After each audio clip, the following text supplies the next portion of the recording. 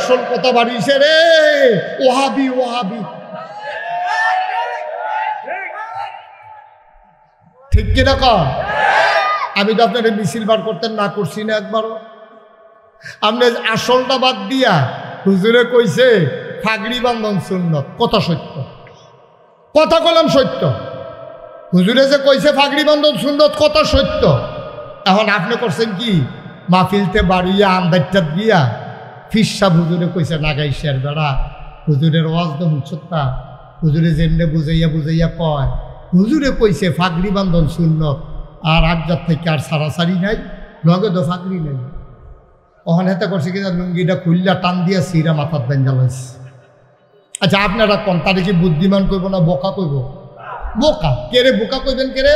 বলে আরে বেড়া তুই লুঙ্গি ঠিক রাখিয়া, পাঞ্জাবি ঠিক রাখিয়া, টুপি মাথার দিয়া এরপরে না ফাগড়ি বান্ধন সুন্নত, তুই কি লুঙ্গি খুললে ফাগড়ি বান্ধন সুন্নত তোরে কইছে? তোর ফরজের খবর নাই, তুই সুন্নত দিয়া টানাটানি শুরু করছ কীর্তি। কথা তো আরেকটা মনে করছে, এটা কি কইলে তা এবারে তুই কয় না কইতা স্বাস্থ্য খারাপ?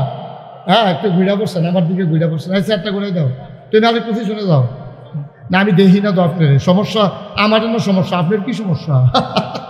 এবার আমার কোনো সমস্যা নাই, সমস্যা হইতেছে আমার, আমি সাইয়া সাইয়া ওয়াজ করি না। আপনি যে আইসমুখকে আপনি ধুম ধরে বইয়া দিচ্ছেন তো, এটা আমার সমস্যা নাই না। চেয়ারটা একটু কনেকচা করে রাখবো না, আমার যেন চাইতে সুবিধা হয়। বইছে না রে? হ্যাঁ মাশাআল্লাহ, আপনার মেম্বার সাহেব যদি ধুম ধরে তাই তো মাহফিল দিয়ে তো ধুম ধরে লাগ। আর হাবা কর, আরে জুড়ে কর। তো যেই কথাটা কথা যেটা মনে পড়ছে এটা কি কয়ে দিতা? তো হুজুরে যে ওয়াজ করতে গেছে, তো হুজুরে ওয়াজ করতে আছে, সবাই সুন্নত মান্য চলবেন, নফল বন্দি কি করবেন, আয় ছেলে আয় বসা, নফল রোজা রাখবেন, সব হুজুরে বুঝাইতে আছে। তবে সাবধান, ফরজ বাদ দিয়া কিন্তু এটা লিয়ে দৌড়াদৌড়ি করবেন না। হুজুরের কথা তো ঠিক, হুজুরে ওয়াজ করে সারতাছে, এর ভিত্তিতে মাহফিলে একটা আছে সিহন কথা কই না, হাতে ভাল দিয়া ফেরিয়া কয় যে হুজুর আপনি যে এমনি বুঝাইলেন যে এই ফরজ ঠিক রেখে পরে সুন্নত করতাম। আচ্ছা আপনি কিন্তু বুঝাই একটা কথা কন না, কয় কোন রাইডা? কয় এমনি যে সুন্নত করলাম মনে করেন ফরজ করলাম না, তো সব দিয়ে সুন্নত মিলাইলেও কি এরকম দুই একটা ফরজ আমরা রইতো না? আমরা কি জীবনে কম করছি? আপাতত বন্ধে কি নফল রোজা রাখছি, সবে বরাতের রোজা, সবে মেরাজের রাজা, আমরা বেরিয়েতে পারি রোজা রাখে, তো না হইলে এই পর্দা খুশি দেওয়া ফরজ একটু ছাড়ছে আর কি।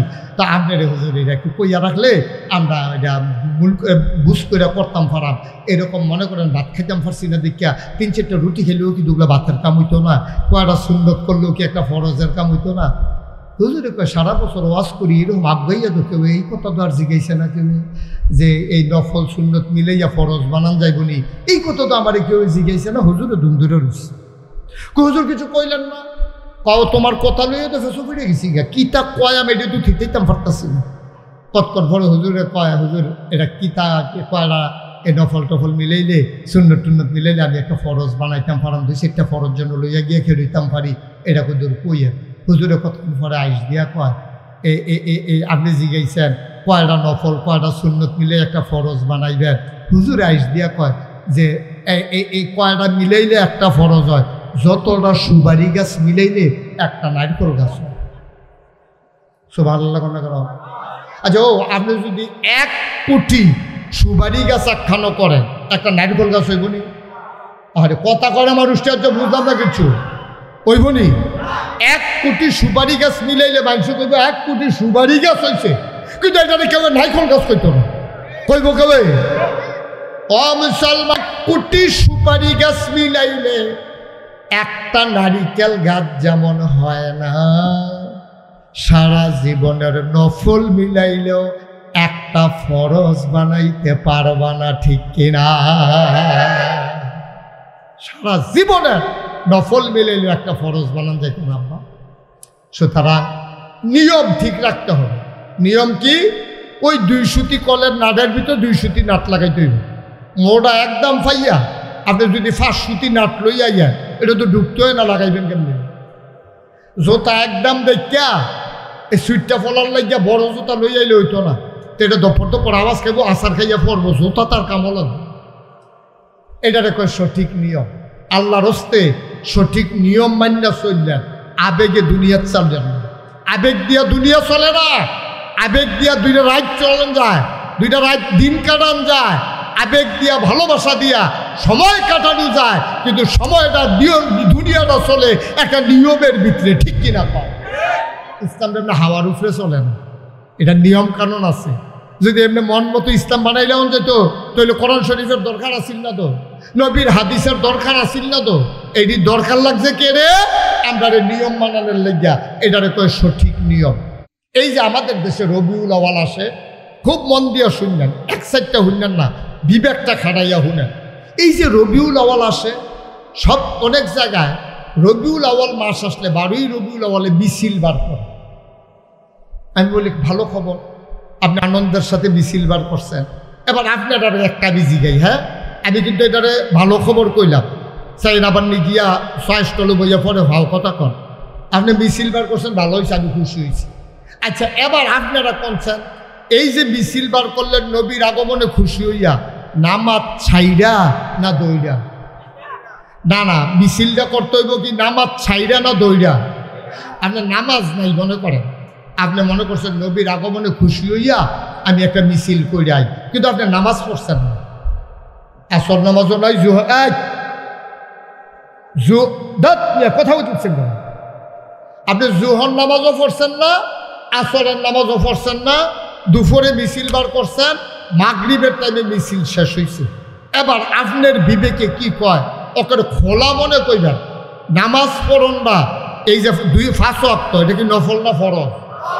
আচ্ছা ফরজ নামাজ বাদ দিয়া কেউ যদি নবীর আগমনে খুশি হইয়া মিছিল বার করে, তাইলে এই ফরজ সবটি সুন্নত নফল আনন্দ মিছিল সব একখানো কইরা একটা সাজদার সমান বানাইতে পারবেন না, ঠিক কিনা? কারাই বুঝাইব? কোন কে বুঝাইব? নামাজ নাই, রোজা নাই, আবাদত নাই, বন্দিগি নাই, বেড়া বেডি ঢুল ডব্বর লইয়া গান বাজনা করে নবীর আগমনে খুশি মিছিল বার করতে আছে। ওখানে আমি যদি কই এটা কইরেন না, তবু নবীর দুশ্মন, আমি বলে নবীর দুশ্মন। হ্যাঁ বেড়ায় পক্ষে, আমি বিলি বিপক্ষে। আমি এই কথাটা কোনের লগে লগে জিগার দিয়া কি কইব, সুদ খাওয়া হারাম।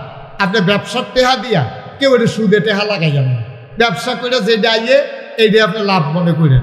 এই ওয়াজ আমি একখানে করছি, পরে আমার তো হুজুর ব্যবসায় আর সুদে পার্থক্য কি? দুটো জায়গাতে তো টেহা খাটান লাগে। ব্যবসার ভিতরে আরো এই টেহা দিয়া মাল কিনি, মাল বেচা টেহা হয়, আরো লাভ হয়। তো টেহাও তো এইরকম, এবারে টেহা নিয়ে উপকার হয়েছে, এবারে আমার না হইলে কিছু বাড়াই দিছে, একেদো আমি কই এক না। সুদের ভিতরে ফিক্সড আছে, এটার ভিতরে কোনো লস নাই, কিন্তু ব্যবসার ভিতরে লাভও আছে লসও আছে, ঠিক কিনা কম? মাল বেচা হইলে না লাভ, বেচা না হইলে কি লাভ না লস? লস।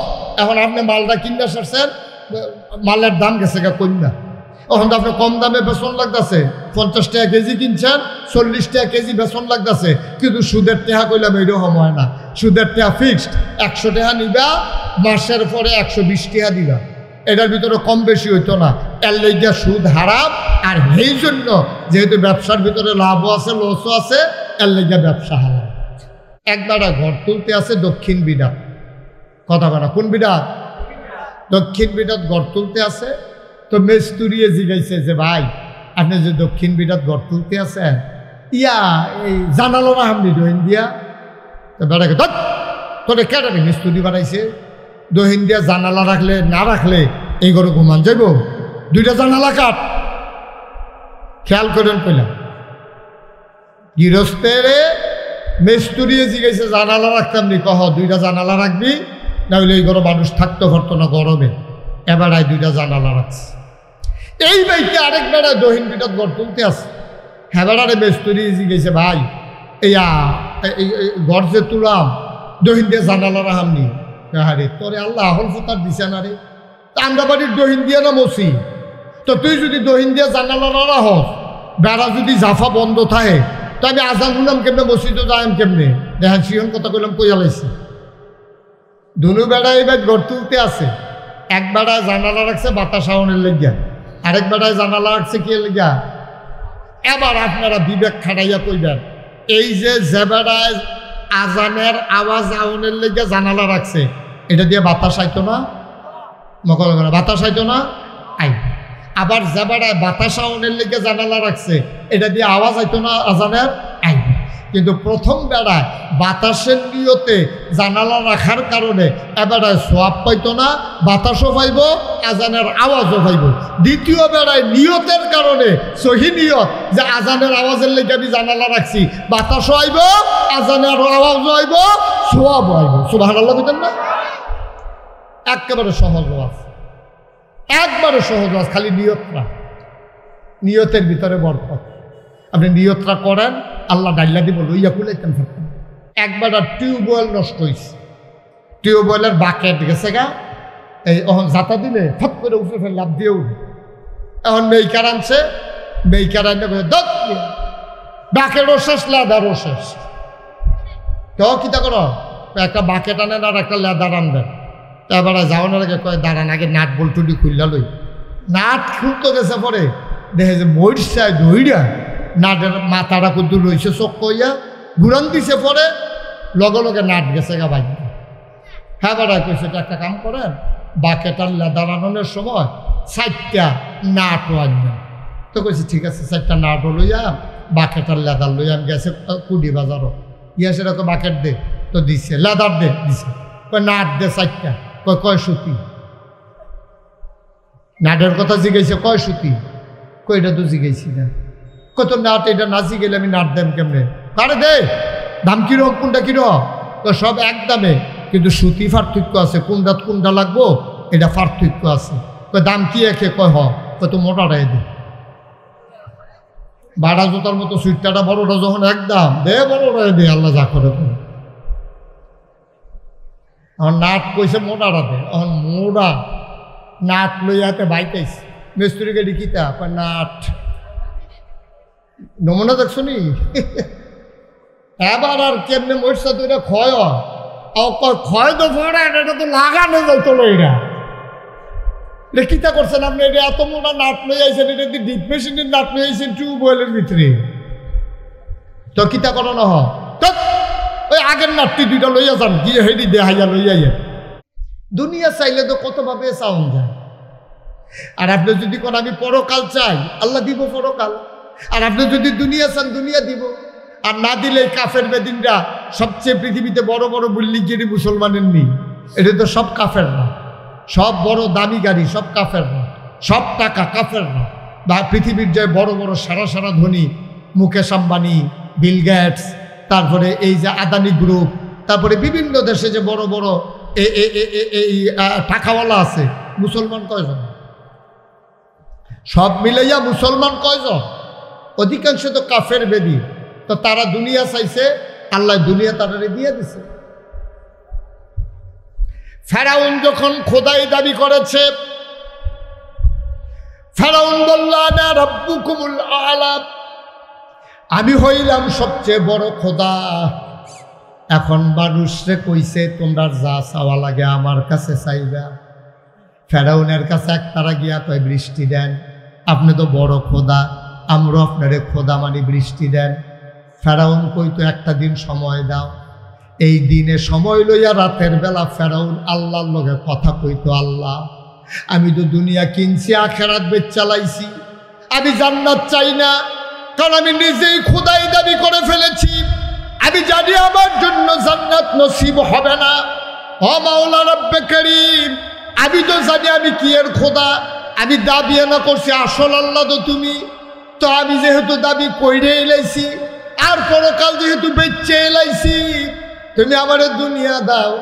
আমার কাছে তারা বৃষ্টি চাইছে, আগামীকাল সকালবেলা তুমি বৃষ্টি দিয়া দাও। ঠিক ঠিক আগামীকাল সকালবেলা বৃষ্টি হয়ে গেছে। ওই ফেরাউনে দুনিয়া চাইছে, দুনিয়া পাইছে।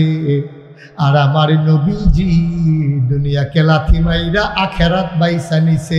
আমার নবীজি আখেরাতে সর্বোচ্চ মর্যাদার জায়গা পেয়ে গেছে। এখন আপনি ঠিক করেন, আপনি কি চান, আপনি নিজে নিজে একটু ঠিক করেন। ভাইয়েরা, এই গরমের ভিতরে যখন আইছে, আজকের ওয়াজটারে অন্য ওয়াজের মতো নিয়েন না। ছেলে আই কি করতে আছে ফলাফল এমন করতেছো কেন? কি হয়েছে বাবা? কয় ঘন্টা ওয়াজ হয়েছে? একটু বসো, মন দিয়ে শোনো। প্রত্যেকদিন এখানে ওয়াজ হয় না তো বাবা? প্রতিদিন কি এখানে মাহফিল হয়? তুমি আগামীকালকে সারা রাতে বইয়া থাকলে তোমার কেড়াই ওয়াজ শোনাইব? একটা লোক একটু মন দিয়ে শুনে, তাইলে অন্য ওয়াজের মতো আবজেক্টটা নিয়েন না। আবজেক্টটাকে জীবনের যুগান্ত পরিবর্তনের ওয়াজ হিসাবে নিয়েন। তাইলে আমরা যারা এখানে আসি, আমরা যারা এই মাহফিল আইছি, আমরা যারা মুসলমান পরিচয় দেই, আমরা যেই ডে করা, ব্যবসা করা, রাজনীতি করা, সমাজনীতি করা, বিয়া করা, বাচ্চা কাচ্চা হইব, ছেলে মেয়ে হইব, দোকানদারি করা, চাকরি করা, সব কিছুর উদ্দেশ্য হইল কার খুশি? কথা কন, কার খুশি? তাহলে ব্যবসা করলে কোন ব্যবসায় আল্লাহ খুশি হয়? এটা আল্লাহ কোরআন শরীফে কইছে, আহাল্লাল্লাহুল বাইয়া ওয়া হাররামার রিবা। আপনি ব্যবসার ভিতরে ব্যবসা করা হালাল, সুদ খাওয়া হারাম। আপনি ব্যবসার টেহা দিয়া কেউ এটা সুদে টেহা লাগাইয়েন না। ব্যবসা করে যেটা আইয়ে এইটা আপনি লাভ মনে করেন। এই ওয়াজ আমি একখানে করছি, পরে আমার তো হুজুর ব্যবসায় আর সুদে পার্থক্য কি? দুটো জায়গাতে তো টেহা হারাম লাগে। ব্যবসার ভিতরে আরো এই টেহা দিয়া মাল কিনি, মাল বেচা টেহা হয়, আরো লাভ হয়। তো টেহাও তো এইরকম, এবারে টেহা নিয়ে উপকার হয়েছে, এবারে আমার না ওইটা কিছু বাড়াই দিছে, একেদো আমি কই এক না। সুদের ভিতরে ফিক্সড আছে, এটার ভিতরে কোনো লস নাই, কিন্তু ব্যবসার ভিতরে লাভও আছে, লসও আছে। ঠিক কিনা কম? মাল বেচা হইলে না লাভ, বেচা না হইলে কি লাভ না লস? লস। এখন আপনি মালটা কিনতে সারছেন, মালের দাম গেছে গা কন্যা, এখন তো আপনি কম দামে বেতন লাগতেছে, 50 টাকা কেজি কিনছেন, 40 টাকা কেজি বেতন লাগতেছে। কিন্তু সুদের টেহা কইলাম এইরকম হয় না। সুদের টেহা ফিক্সড, 100 টাকা নিবা, মাসের পরে 120 টাকা দিবা। এটার ভিতরে কম বেশি হইতো না। এর লেগে সুদ হারাম। আর এই জন্য যেহেতু ব্যবসার ভিতরে লাভও আছে, লসও আছে, এর লেগে ব্যবসা হারাম। তাহলে 1 নম্বরে সহি নিয়ত। হাতে পায়ে ধরে বলে যাই, আমার মায়েরা, বোনেরা, আমার কলিজার টুকরা যুবকেরা, মুরব্বী ভাইয়েরা, আলেম ওলামারা, সবাই মন দিয়া শুনেন। ভাই, এটা আপনি আগে ঠিক লইয়েন যে আমি যাই করি এটা একমাত্র আল্লাহর খুশির জন্য, কিন্তু যা দেওয়ার আল্লাহ দিব, আপনি নিয়তটা ঠিক রাখেন। আমার আব্বা, মুরব্বীরা অনেকেই নাম শুনছেন, ওয়াজ শুনছেন, মাওলানা ফয়েজ আহমদ। তো উনি ওয়াজ করতেন। তো একদিন ওয়াজও গিয়া কইছে যে নিয়তটা কি জিনিস, খুব খেয়াল করে শুনেন মনোযোগের সাথে। নিয়ত কার? একবারে ঘর তুলতে আছে দক্ষিণ বিডাত। কথা বলা, কোন বিডাত? দক্ষিণ বিডাত ঘর তুলতে আছে। তো মেস্তুরিয়ে জিগাইছে যে ভাই, আপনি যে দক্ষিণ বিডাত ঘর তুলতে আছেন, ইয়া এই জানালো না আপনি দহিন দিয়া? তো বেড়াকে তোরে কেটে মিস্তুরি বানাইছে, দহিন দিয়া জানালা রাখলে না রাখলে এই ঘরে ঘুমান যাইব, 2টা জানালা কাট। খেয়াল করেন কইলাম, গৃহস্থের মেস্তুরিয়ে জিগাইছে জানালা রাখতাম নি? কহ 2টা জানালা রাখবি, না হইলে এই ঘরে মানুষ থাকতে পারতো না গরমে। এবারায় 2টা জানালা রাখছে। এই বাইকে আরেক বেড়ায় দহিন বিটাত ঘর তুলতে আছে। হ্যাঁ বেড়ারে মেস্তুরি জিগাইছে ভাই, এইয়া ঘর যে তুলাম দহিন দিয়ে জানালা রাহামনি? আরে তোরে আল্লাহ আহল ফতার দিছে না রে। তা আমরা বাড়ির দহিন দিয়ে না মসি, তো তুই যদি দহিন দিয়ে জানালা না রাহস, বেড়া যদি জাফা বন্ধ থাকে, তো আমি আজান শুনলাম কেমনে, মসজিদে যাইম কেমনে? দেখেন সিহন কথা কইলাম, কইয়া লাইছি। দুনু বেড়ায় এবার ঘর তুলতে আছে। এক বেড়ায় জানালা রাখছে বাতাস আউনের লেগিয়া, আরেক বেড়ায় জানালা রাখছে কি লেগিয়া?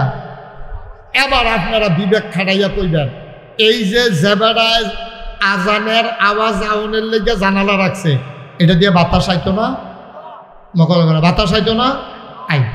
আবার যে বেড়ায় বাতাস আউনের লেগে জানালা রাখছে, এটা দিয়ে আওয়াজ আইতো না আজানের?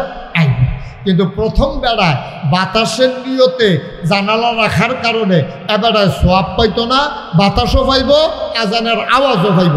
দ্বিতীয় বেড়ায় নিয়তের কারণে, সহি নিয়ত, যে আজানের আওয়াজের লেগে আমি জানালা রাখছি, বাতাসও আইব, আজানের আওয়াজও আইব, সোয়াবও আইব। সুবহানাল্লাহ বুঝলেন না? একেবারে সহজ ওয়াজ, একবারে সহজ ওয়াজ, খালি নিয়তটা, নিয়তের ভিতরে বরকত। আপনি নিয়তটা করেন, আল্লাহ ডাইলা দিব, লইয়া কুলাইতেন থাকতেন। আল্লাহ ডাইলা দিব লইয়া কুলাইতেন পারতেন না। আল্লাহ যদি চুলো ধরে টানে মাইনসে বুঝাতে ঠ্যাঙ্গ ধরে নামাইতে পারবো? এমন কোনো বেড়া আছে দুনিয়া? পারবে।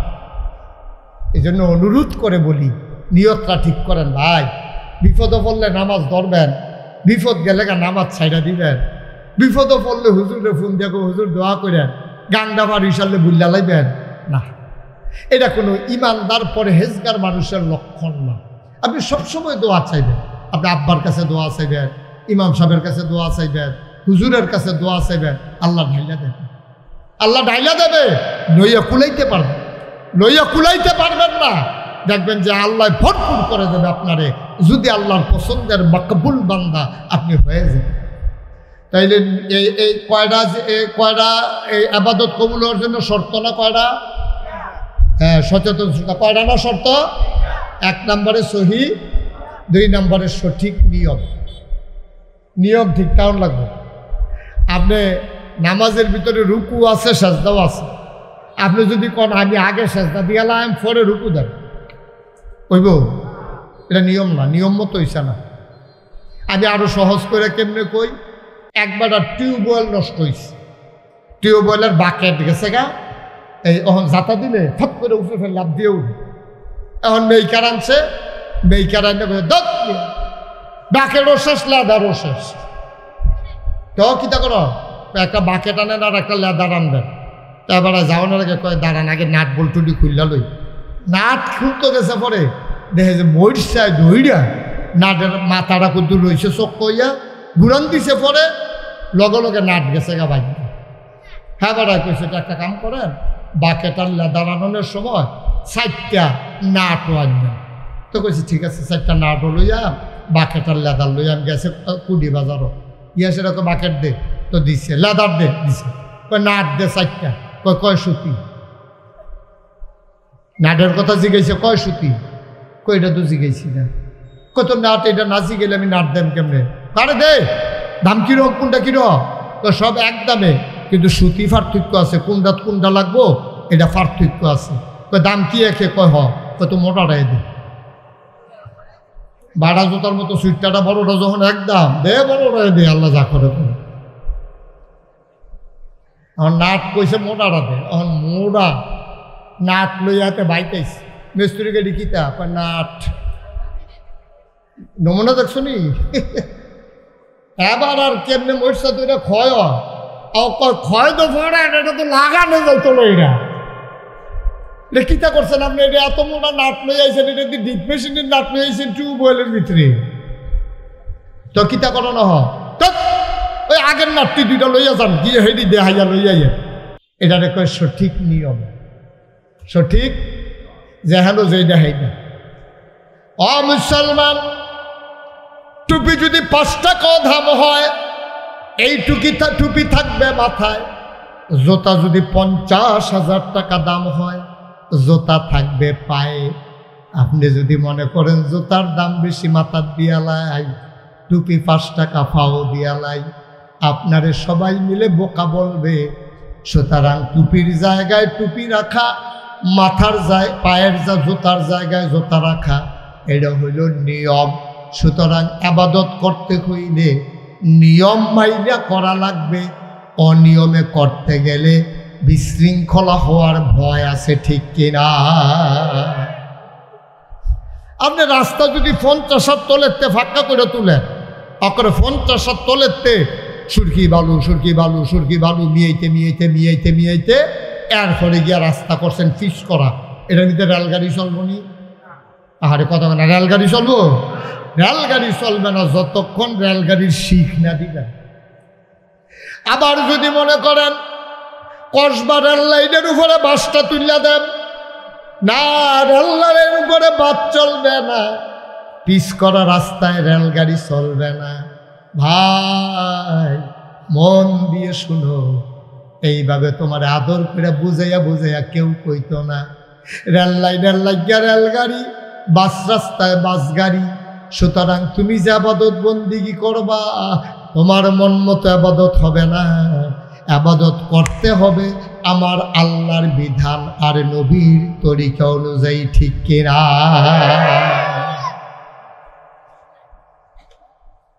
এই যে আমাদের দেশে রবিউল আওয়াল আসে, খুব মন দিয়ে শুনলেন, এক সাইডটা শুনলেন না, বিবেকটা খাটাইয়া শুনেন। এই যে রবিউল আওয়াল আসে, সব অনেক জায়গায় রবিউল আওয়াল মাস আসলে 12ই রবিউল আওয়ালে মিছিল বার করে। আমি বলি ভালো খবর, আপনি আনন্দের সাথে মিছিল বার করছেন। এবার আপনার একটা বিজি গাই, হ্যাঁ আমি কিন্তু এটারে ভালো খবর কইলাম, চাই আবার নি গিয়া চয়েসটলে বইয়া পরে ভাও কথা কন। আপনি মিছিল বার করছেন, ভালো হয়েছে, আমি খুশি হয়েছি। আচ্ছা এবার আপনারা কোনছেন, এই যে মিছিল বার করলেন নবীর আগমনে খুশি হইয়া, নামাজ ছাইরা না দৌড়া? না না, মিছিলটা করতে হইব কি নামাজ ছাইরা না দৌড়া? আপনি নামাজ নাই মনে করেন, আপনি মনে করছেন নবীর আগমনে খুশি হইয়া আমি একটা মিছিল কইরাই, কিন্তু আপনি নামাজ পড়ছেন না। আসর নামাজও নাই, কথা বলতেছেন না, আপনি জোহর নামাজও পড়ছেন না, আসরের নামাজও পড়ছেন না, দুপুরে মিছিল বার করছেন, মাগরিবের টাইমে মিছিল শেষ হয়েছে। এবার আপনার বিবেকে কি কয়, ওকে খোলা মনে কইবেন নামাজ পড়ুন না, এই যে 5 ওয়াক্ত, এটা কি নফল না ফরজ? আচ্ছা ফরজ নামাজ বাদ দিয়া কেউ যদি নবীর আগমনে খুশি হইয়া মিছিল বার করে, তাইলে এই ফরজ সবটি সুন্নত নফল আনন্দ মিছিল সব একখানো কইর একটা সাজদার সমান বানাইতে পারবেন না, ঠিক কিনা? কারাই বুঝাইব, কোন কে বুঝাইব? নামাজ নাই, রোজা নাই, আবাদত নাই, বন্দিগি নাই, বেড়া বেডি ঢুল ডব্বর লইয়া গান বাজনা করে নবীর আগমনে খুশি মিছিল বার করতে আছে। ওখানে আমি যদি কই এটা কইরেন না, কইব নবীর দুশ্মন, আমি বলে নবীর দুশ্মন। হ্যাঁ বেড়ায় পক্ষে, আমি বিলি বিপক্ষে। আমি এই কথাটা কোনের লগে লগে জিগার দিয়া কি কইব, আসল কথা বাড়িছে রে, ওহাবি ওহাবি, ঠিক কিনা কন? আমি তো আপনার মিছিল বার করতেন না করছি না একবারও। আপনি আসলটা বাদ দিয়া হুজুরে কইছে ফাগড়ি বান্ধন সুন্নত, কথা সত্য, কথা কলাম সত্য। হুজুরে যে কইছে ফাগড়ি বান্ধন সুন্নত, কথা সত্য। এখন আপনি করছেন কি, মাহফিলতে বাড়িয়া আন্দাজটা দিয়া ফিরসা হুজুরে কইছে নাগাইশের বেড়া, হুজুরের ওয়াজ তো হুচ্ছতা, হুজুরে যেমনে বুঝাইয়া বুঝাইয়া কয়, হুজুরে কইছে ফাগড়ি বান্ধন সুন্নত, আর আজ্জার থেকে আর সারাসারি নাই, লগে তো ফাগড়ি নাই। ওখানে হেতে করছে কিনা লুঙ্গিটা খুললা টান দিয়া সিরা মাথার বেঞ্জা লাইছে। আচ্ছা আপনারা কোন তারে কি বুদ্ধিমান কইব না বোকা কইব? বোকা। কেরে বোকা কইবেন কেরে? বলে আরে বেড়া তুই লুঙ্গি ঠিক রাখিয়া, পাঞ্জাবি ঠিক রাখিয়া, টুপি মাথার দিয়া এরপরে না ফাগড়ি বান্ধন সুন্নত, তুই কি লুঙ্গি খুললে ফাগড়ি বান্ধন সুন্নত তোরে কইছে? তোর ফরজের খবর নাই, তুই সুন্নত দিয়ে টানাটানি শুরু করছো কীর্তি কথা। তো আরেকটা মনে করছে, এটা কি কইলে তা এবার তুই কয় না কইতা স্বাস্থ্য খারাপ, হ্যাঁ একটু ঘুরা পড়ছেন, আমার দিকে ঘুরা পড়ছেন, আচ্ছা একটা করে দাও, তুই না একটু শুনে যাও না, আমি দেখি না তো আপনার সমস্যা, আমার জন্য সমস্যা, আপনার কি সমস্যা? এবার আমার কোনো সমস্যা নাই, সমস্যা হইতেছে আমার, আমি সাইয়া সাইয়া ওয়াজ করি না। আপনি যে আইসমিককে আপনি ধুম ধরে বইয়া রয়েছেন, তো এটা আমার সমস্যা নাই না, চেয়ারটা একটু কনেকটা করে রাখবো না, আমার যেন চাইতে সুবিধা হয়। বইছে না রে, হ্যাঁ মার্শাল, আপনার নম্বর সবে যদি ধুম ধরে তাই তো মাহফিল দিয়ে তো ধুম ধরে আলাম আর হাবা কর, আরে জুড়ে কর। তো যেই কথাটা কথা যেটা মনে পড়ছে এটা কি কয়ে দিতা? তো হুজুরে যে ওয়াজ করতে গেছে, তো হুজুরে ওয়াজ করতে আছে, সবাই সুন্নত মান্য চলবেন, নফল বন্দি কি করবেন, ছেলে ওসা নফল রোজা রাখবেন, সব হুজুরে বুঝাইতে আছে। তবে সাবধান, ফরজ বাদ দিয়া কিন্তু এটা লিয়ে দৌড়দৌড়ি করবেন না। হুজুরের কথা তো ঠিক, হুজুরে ওয়াজ করে সারতাছে, এর ভিত্তিটা মাহফিলে একটা আছেন সিহন কথা কই না, হাতে ভাল দিয়া ফেরিয়া কয়েছে হুজুর আপনি যেমনি বুঝাইলেন যে এই ফরজ ঠিক রেখে তারপরে সুন্নত করতাম। আচ্ছা আমি কিন্তু বুঝাই একটা কথা কন না, কোন রাইডা কয় এমনি যে সুন্নত করলাম, মনে করেন ফরজ করলাম না, তো সবদি সুন্নত মিলাইলেও কি এরকম দুই একটা ফরজ আমরা রইতো না, আমরা কি জীবনে কম করছি আপাতত বন্ধে কি নফল রোজা রাখছি, সবে বরাতের রোজা, সবে মেরাজের রাজা আমরা বেরিয়েতে পারি রোজা রাখে, তো না হইলে এই ফর্দা খুশি দেওয়া ফরজ একটু ছাড়ছে আর কি, তা আপনার হুজুরিরা একটু কইয়া রাখলে আমরা এটা বুঝ করে করতাম পারাম। এরকম মনে করেন ভাত খেতাম পারছি না দেখিয়া 3-4টা রুটি খেলেও কি দুগুলা ভাতের কাম হইতো না, কয়টা সুন্নত করলেও কি একটা ফরজের কাম হইতো না। হুজুরে কয় সারা বছর ওয়াজ করি এরকম আগাইয়া তো কেউ এই কথা তো আর জিজ্ঞাসা না কেউ যে এই নফল সুন্নত মিলাইয়া ফরজ বানান যাইবনি, এই কথা তো আমার কেউ জিজ্ঞাসা না। হুজুরে ধুম ধরে রয়েছে, হুজুর কিছু কইলেন না, কাও তোমার কথা লইয়া তো ফেসো ফিরে গেছি গা, কিতা কয় আমি এটা তো ঠিকইতাম পারতাছি না। কতক্ষণ পরে হুজুরে কয়, হুজুর এটা কিতা কয়লা এই নফল টফল মিলাইলে সুন্নত টুন্নত মিলাইলে আমি একটা ফরজ বানাইতাম পারাম, 2-4টা ফরজ জন্য লইয়া গিয়ে খেলিতাম পারি, এটা হুজুর কইয়া। হুজুরে কতক্ষণ পরে আইস দিয়া কয় আপনি জিজ্ঞাসেন কয়টা নফল কয়টা সুন্নত মিলে একটা ফরজ বানাইবেন। হুজুরে আইস দিয়া কয় যে এই কয়টা মিলাইলে একটা ফরজ হয়, যতটা সুপারি গাছ মিলাইলে একটা নারকেল গাছ হয়। সুবহানাল্লাহ না করো। আচ্ছা ও আপনি যদি 1 কোটি সুপারি গাছ একখানো করেন, একটা নারকেল গাছ হইব নি? আরে কথা করে আমার উষ্টার্য বুঝলাম না কিছু, হইব নি? 1 কোটি সুপারি গাছ মিলাইলে মানুষ কইব 1 কোটি সুপারি গাছ হয়েছে, কিন্তু এটা কেউ নারকেল গাছ কইত না, কইব কেউ ও মুসলমান 1 কোটি সুপারি গাছ মিলাইলে একটা নারিকেল গাছ যেমন হয় না, সারা জীবনের নফল মিলাইলেও একটা ফরজ বানাইতে পারবা না, ঠিক কিনা? সারা জীবনের নফল মিলাইলেও একটা ফরজ বানান যাইত না। সুতরাং নিয়ম ঠিক রাখতে হবে। নিয়ম কি? ওই 2 সুতি কলের নাটের ভিতর 2 সুতি নাট লাগাইতে হইব।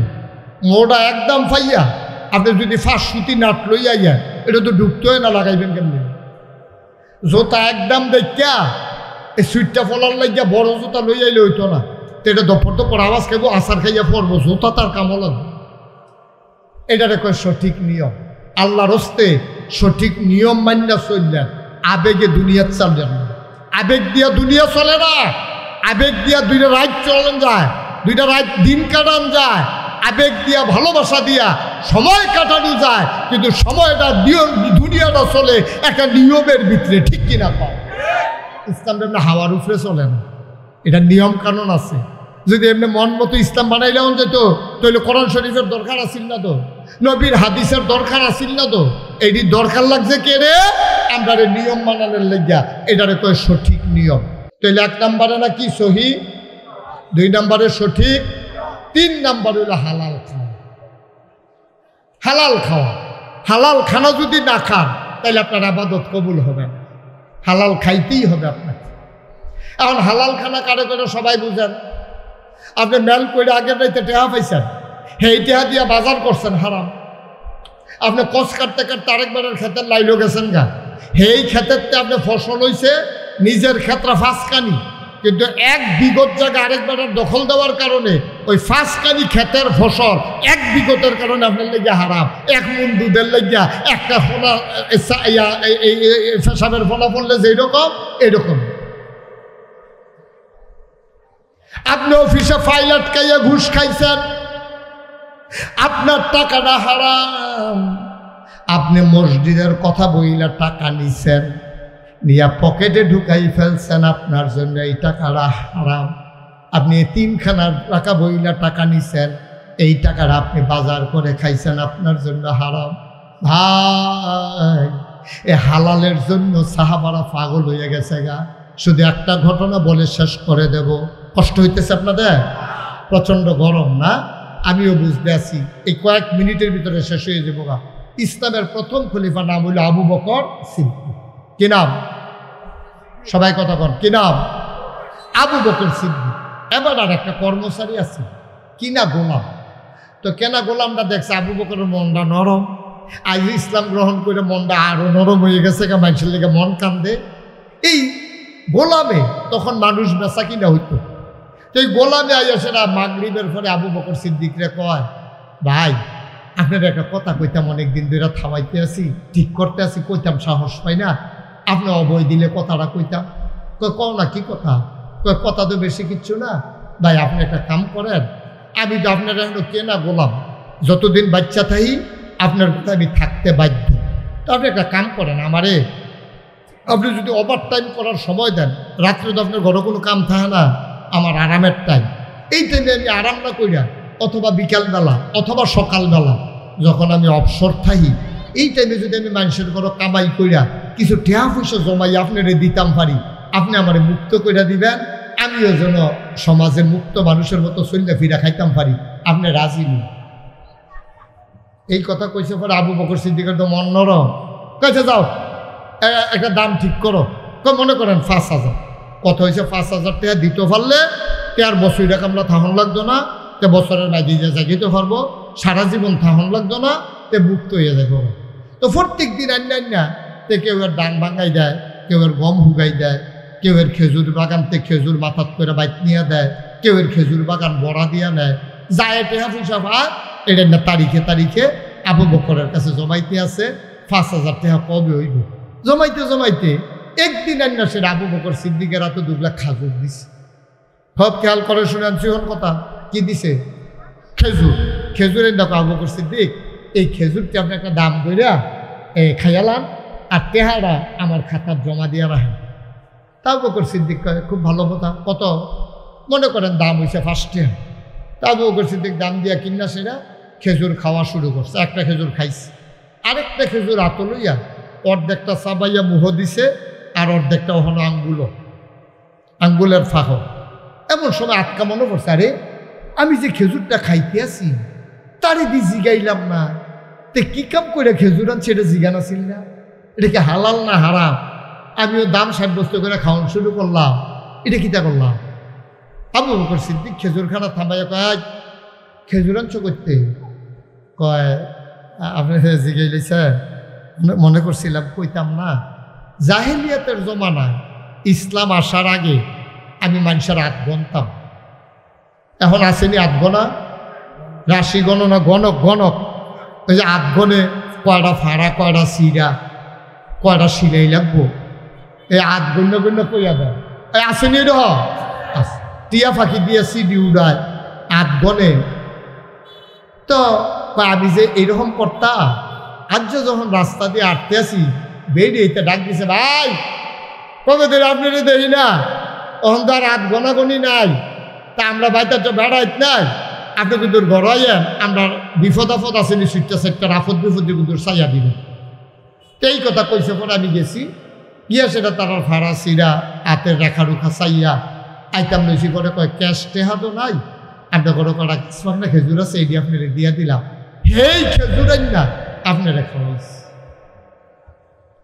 আবু বকর সিদ্দিক একটা সিল্লান দিয়া হাতের খেজুর টিডা দিয়ে হালাই দিছে, আঙ্গুলের ফাওয়া ছিল এটাও হালাইছে, মুহ যেটা ছিল থু করে ফালাইছে, কিন্তু ফেটও যেটি খাইয়া লাইছে এইটি কি তা করো খাইয়া দলাইছে। আবু বকর সিদ্দিক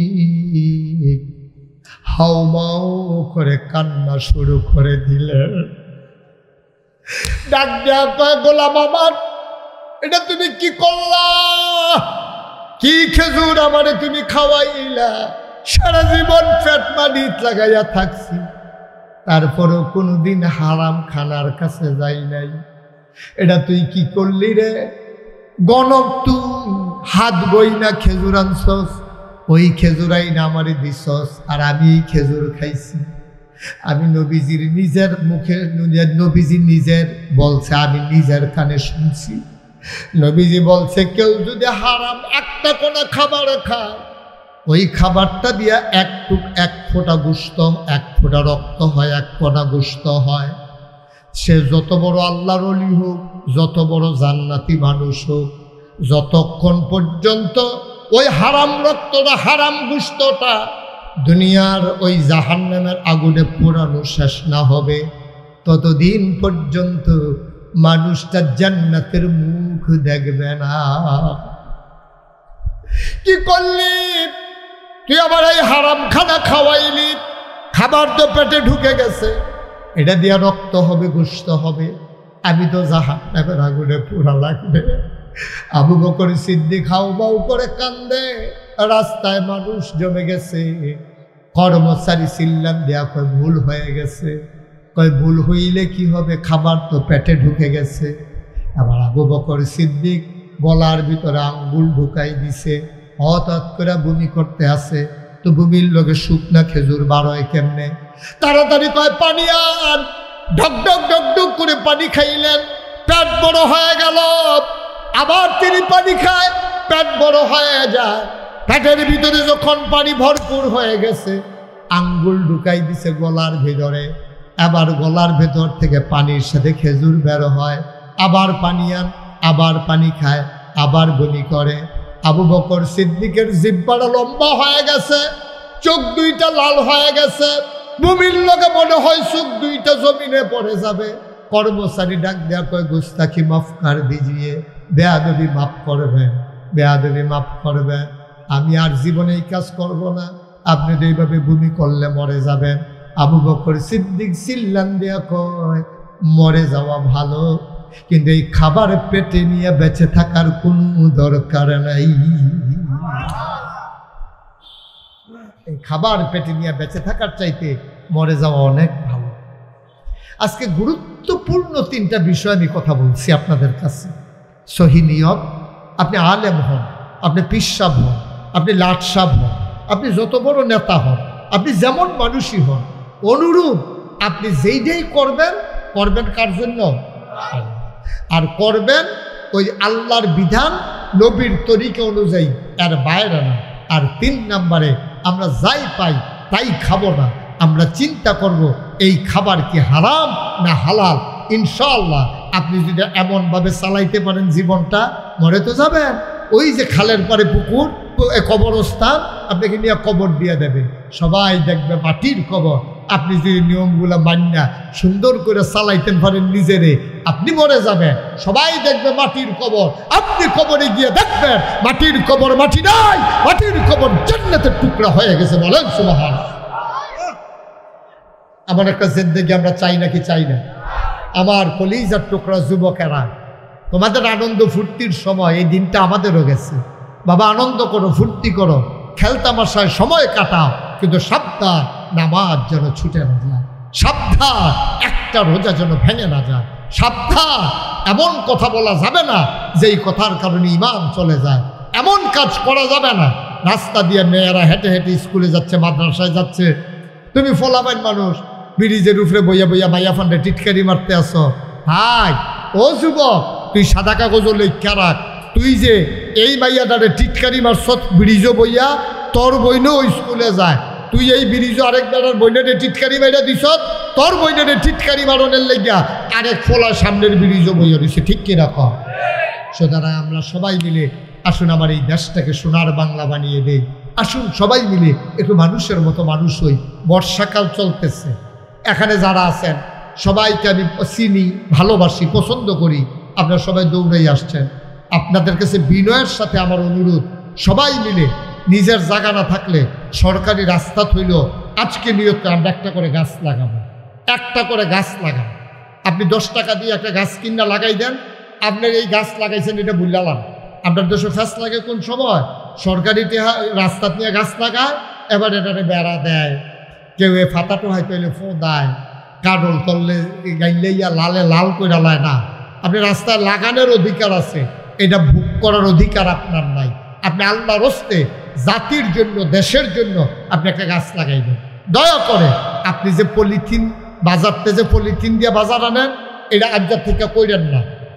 গবেষণায় দেখা গেছে আমরা যে বাজারতে পলিথিন দিয়া মাছ আনি, তরকারি আনি, বাজারও আর ব্যাগ লইয়া যাই না। গবেষণা কি মেম্বার সাহেবদেরকে বোধহয় নিশ্চয়ই ইনফরমেশন আসছে পরিবেশ অধিদপ্তর থেকে। আমরা সারা বাংলাদেশ থেকে কয়েকজন আলেমকে তারা ডাকাই নিছিল। তারা বলছিল যে হুজুর এই কথাগুলো ছড়াই দেন। একটা পলিথিন যে আপনি এটা দিয়ে হালাইছেন, এই পলিথিনটা 350 বছর পর্যন্ত পলিথিনটা মাটির লোকে মিশে না। 500 বছর। আর আমরা যে কোক খাই, কোক, 7 আপ, এই যে প্লাস্টিকের বোতল দিই, তেল আনেন যে প্লাস্টিকের বোতল দিয়া, এই বোতলগুলা 700 বছর মাটির সাথে মিশে না, ধ্বংস হয় না। এটা এতটা বোতলটা মাইদি দিয়া ফাটার পরে টুকরা হয়, টুকরা পরে কোনা হয়, এইটা মাটির লোকে বিশ্বাস হয়। এই জন্য এখন জমিনে ফসল হয় না, নারিকেল গাছে নারিকেল ধরে না, আম গাছে আম ধরে না, পাখিরা গাছের ডালও বয় না, কারণ আমাদের দেশটা পরিবেশ নষ্ট হয়ে গেছে। আপনি যদি কোন হুজুর আগে যেমনি শ্বাস টানতাম এমনি টানি না, আপনি এমনি টানেন না। আগে 70 বছর 80 বছর 90 বছরের বুড়া বেড়ারও আপনি শ্বাস টান দিতে সমস্যা হয়েছে না। এখন 20 বছর 25 বছরের ফলাফাইন ইনহেলার পকেটও রাহন লাগে, কারণ তার শ্বাস টানতে কষ্ট হয়। বাতাসে কার্বন ডাই অক্সাইডের পরিমাণ বেড়ে গেছে, অক্সিজেনের পরিমাণ কমে গেছে। আমাদের এই বিশ্ব আজকে ধ্বংস হয়ে যাচ্ছে। বলেন নাউজুবিল্লাহ। আপনি ফাইডের ব্যাগ লইয়া যান, কাপড়ের ব্যাগ লইয়া যান। আগে যেমন আমরা বাজারও ব্যাগ লইয়া যাইতেন, এই ব্যাগ লইয়া বাজারও যাইবেন। পলিথিন আস্তে আস্তে আস্তে আস্তে আমরা অন্তত ব্যবহার কমাই দিই। এই যে পানির বোতলতে পানি খাই, এই যে বোতল আইনা দিছে, এই বোতলটা কতটুকু স্বাস্থ্যসম্মত আমরা জানি না, কিন্তু আমরা মনে করছি বোতলের পানি। আমি অনেক জায়গায় যাই যে, তো বিভিন্ন জায়গার পানি খাইলে গলা ভাঙা জায়গা, এর লেগে আমরা এক জাতের পানি খাই। তো বোতলের পানি দেখলে হ্যাঁ বেড়া বাইতেই মাত্র পানি খাই রয়েছে, ফেসাব দৌড়ে রয়েছে, এরপরে এবার মনে রাখে বোতল তো কুতুর পানি খায়। এবার মনে করছে এটা কিতা কি খাই, আল্লাহ দুই ঢোকে হুজুরে দি খাই, অবশ্যই এটা দিতে কোনো ফজিলত আছে ভাই। এটি কেউ কইতে হবে, এটা আমরা টামরে সাইয়ারা হল লাগবে, ফলামাইয়ারে মাদ্রাসায় দেন।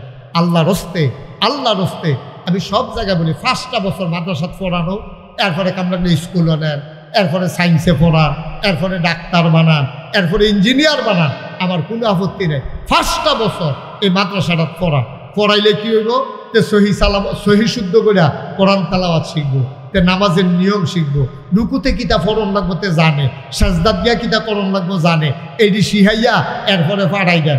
সকালবেলা সুটকি দিয়া মুলার ভেড়া দিয়া ভাত খাইছে, দুপুরবেলা কুরমা খাইছে, রাইতের বেলা বিরিয়ানি খাইছে, তো হুত্ত লইয়া যখন গৈরান দিছে, আস্তে করে একটা ড্যাগ বার হইছে, এটার ভিতরে কি ফলার গন্ধ না কুরমার গন্ধ না মুলার গন্ধ? আরে কথা কয় না, সব ঘুমাইলে সেই বাফিল কি এর গন্ধ কর। সহালে মুলা খাইছে, মাই দিদি বিরিয়ানি খাইলো, রাইতে দিকে ইয়া কুরমা খাইলো, এরপরে মুলার গন্ধ কেড়ে ওই সহালে যেটা খায় এটা রাত পর্যন্ত এটা ব্যাগ থাকে। সুতরাং সকালবেলা জীবনের শুরুতে তারে যদি কোরআনের শিক্ষা দিয়ে দাও, তো মৃত্যুর পূর্ব মুহূর্ত পর্যন্ত কোরআনের ছোঁয়ায় থাকবে। ঠিক কিনা? দয়া করে আমাদের যাদের বাচ্চা আছে মাদ্রাসাত পড়াইয়া ফের ডাক্তার বানাইয়েন, এরপরে স্কুলও পড়াইয়েন, আমার কোনো আপত্তি নেই। আল্লাহ যেন আমাদেরকে হেফাজত করে, সবাই কোনো আমিন। প্রত্যেক বছর তো মাহফিল করি, এখন কিন্তু বাংলাদেশও ওয়াজ ভাই ওই কুদ্দুর বন, হ্যাঁ বুঝছি বন, অল্প কুদ্দুর বন, এই কথা আমি শেষের দিকে যাইতে আছি। গতকালকে আমার মাহফিল ছিল কাপাসিয়া, গাজীপুর কাপাসিয়া, রাইতের 4:30টার সময়, সকালে 4:30টার সময় কুমিল্লায় আমি নামছি। এত দূরে রাস্তাঘাট আমার অবস্থা খুব খারাপ, খুব করুণ অবস্থা, সমাজটার অবস্থা আরও খারাপ। সমাজের ভিতরে নানান বিশৃঙ্খলা চলতেছে। এখন যার যে সর্দার হয়ে গেছে গা, হেতার লোকে বনছে না, ঠাস করে ফিটকালাইছে, হেতার লোকে বনছে না। এই বাংলাদেশে কোনোদিন এই ঘটনা হয় নাই। ওকে সুর, ওকে মনে করেন বদমাইশ, তে ডাহাই, তে গুন্ডা, তে যা মনে ধরে তা হোক, একটা লাশ মাটির নিচের থেকে উঠাইয়া আগুন দিয়া পুরাই দেওয়া, এই বাংলাদেশে এই ঘটনা হয় নাই। ঠিক কিনা? এখন এই ঠান্ডা মাথায় হইতে আছে, শান্তিতে নাই, দেশটার ভিতরে বিশৃঙ্খলা চলতে আছে। এটি প্রমাণের জন্য এই কারবার শুরু হয়ে গেছে। সবাই সচেতন থাকবেন, নাক কান চোখ মুখ খোলা রাখবেন। দুইজনে ঝগড়া লাগছে, টান দিয়ে মিশাই দিবেন। মেম্বার সাহেব, আপনার উপরে কিন্তু দায়িত্ব অনেক বেড়ে গেছে। এই একটা ঝামেলা হইলে আপনারা সহ পাইব, আপনার ওয়ার্ডের ভিতরে এই কারবার হয়েছে কেন? আমাদের সবাই মিলেমিশা থাকবো, ভাই ভাই ঠাই ঠাই হয়ে থাকবো। মতাদর্শগত পার্থক্য থাকবে, কেউ এই দল করব, কেউ এই দল করব, কিন্তু এর লাগে আমরা ফিডাফিডি করণ লাগবো ডেলি 4বার কইরা, এটা কোনো মনের কথা না, ভালো কথা না। যার যার ফাঁফে তারে তারে পাইব। সুতরাং সেটা লই আমরা টেনশনের দরকার নাই। ইনশাআল্লাহ আমরা সবাই মিলেমিশে একসাথে সুন্দরভাবে শান্তিপূর্ণভাবে এক সমাজে পরিবারের মতো ভাই ভাই ঠাই ঠাই হয়ে আমরা মিলেমিশে থাকবো ইনশাআল্লাহ। রাজি আছেন সবাই? মারামারি কাটাকাটি ঝগড়া বিবাদ থেকে আমরা সবাই হেফাজত থাকবেন। আল্লাহ যেন হেফাজত করে সবাই কোনা আমিন, জোরে কোনা আমিন। আমরা সবাই মিলে, আমি তো সব সময় মাহফিলে যাই দোয়া করি। আজকে আমার মনটায় একটা সাক্ষী দিছে, এটা কি কইতাম আপনারা রে? আমার মনটায় সাক্ষী দিছে, আজকের মাহফিলটা আল্লাহ কবুল করে নিয়েছে। আচ্ছা আপনি যদি কোন হুজুর বুঝলেন কেমনে, আমি বুঝলাম কেমনে, আপনিও তো বুঝছেন। আচ্ছা দুপুরবেলা নাগাইশ বৃষ্টি হয়েছে, সাংঘাতিক বৃষ্টি। আপনারা এখনো হয়েছে? এখনো হয়েছে বৃষ্টি হালকা, আমরা এখন করে গাড়া, তারা এখন হালকা হয়েছে তো। আচ্ছা এই হালকা বৃষ্টিটা যদি আর কত গাড়া হইতো, অথবা যদি মাগরিবের পরে ওই হালকাটাই হইতো, ওই যে হালকাটা হয়েছিল আর কি দুপুরবেলা। এই এটা 4 নম্বর যাচ্ছে, এই কিতা তোর সমস্যা কিতা? তো যখন লাল কার্ড দেখাই দেন তার ভাইবা কি যাইতে আছে আডে কি ফলাফেন বেটা বইবি কুতুরা সময় লই আইস, ভালো করে বসো, আরাম করে সামনে এসে বসো, আর কেউ উঠতেন না। এটা কি উঠার জায়গা নাকি? আমরা দোয়া করানো হন, মা বাপ চাইয়া রয়েছে দোয়ার লাগিয়া, সামনে কবরস্থানে। হ্যাঁ তো আপনারা মা বাপ হতাই দেখছেন, একদম মায়া লাগে না, না হইলে কেমনে চলবেন দুনিয়ায়? আমিন কম যেটা কম। কোন কথাটা কইতাম ইসলাম? বৃষ্টি। তাইলে যেই বৃষ্টিটা দুপুরে হালকা দিছে, মাগরিবের পরে এই বৃষ্টিটা দিলে তো আমরা মাহফিলটা হাঁটতাম। আমরা তো আর করতাম পারলাম না, মেম্বরে এই বইয়ে থাকলো, আমি এই বইয়ে থাকলাম, ওই আমরা হয়তো ওই রান্না বান্না হইলে দুগুলা খাইয়া যার ব্যাপারটা গেল বই হয়েছে রাঁধে গেলাম, বলেছি শেষ মাহফিলটা হাঁটতাম। কিন্তু আল্লাহ কি মায়া করছে দেখেন, দুপুরবেলা হালকা বৃষ্টিটা মাটিটা তো আবার ভিজছেও না, আবার এত ইয়াও না, কি সুন্দর করে আমরা বইয়া শুনতাম পারছি। মাহফিল যে কবুল, এটাই যথেষ্ট। সুবহানাল্লাহ বলবেন না? আল্লাহ সুযোগ দিচ্ছে, আল্লাহ সুযোগ দিচ্ছে মাশাআল্লাহ সুন্দর করে। এটাই তো মাত্র সামনে নাকি পেছনে? আরো ওই দিকে বাড়িতে হলো মহিলা মাদ্রাসা হাফিজ, আর এটা কি আমাদের নিজস্ব জায়গা? মাশাআল্লাহ। আমি আইয়াজি গেলাম, আমি যে গতবার কইয়া গেছিলাম মাদ্রাসার কথা নমুনা কিটা, হুজুর নিচতলায় আন্ডারগ্রাউন্ড কইরা একতলা হয়ে গেছে, আরো 2 তলা উপরের দিকে হইব নাকি? তা আমি না তোমার বললাম 5 তলা ফাউন্ডেশন দিও, 4 তলা দিছো না, 5 তলা ফাউন্ডেশন। এমন একটা দিন আইব টেহা হইব, বিল্ডিং করণের লেগে টেহা হইব, জায়গা পাওয়া যাইত না। এর লেগিয়া আপনারাও যারা বাড়ি ঘরে ঘর করবেন, যতক্ষণ সম্ভব একটু ফাউন্ডেশনটা বাড়াই দিবেন। 5-10 লাখ টেহার লাগিয়া ঝামেলা করেন না।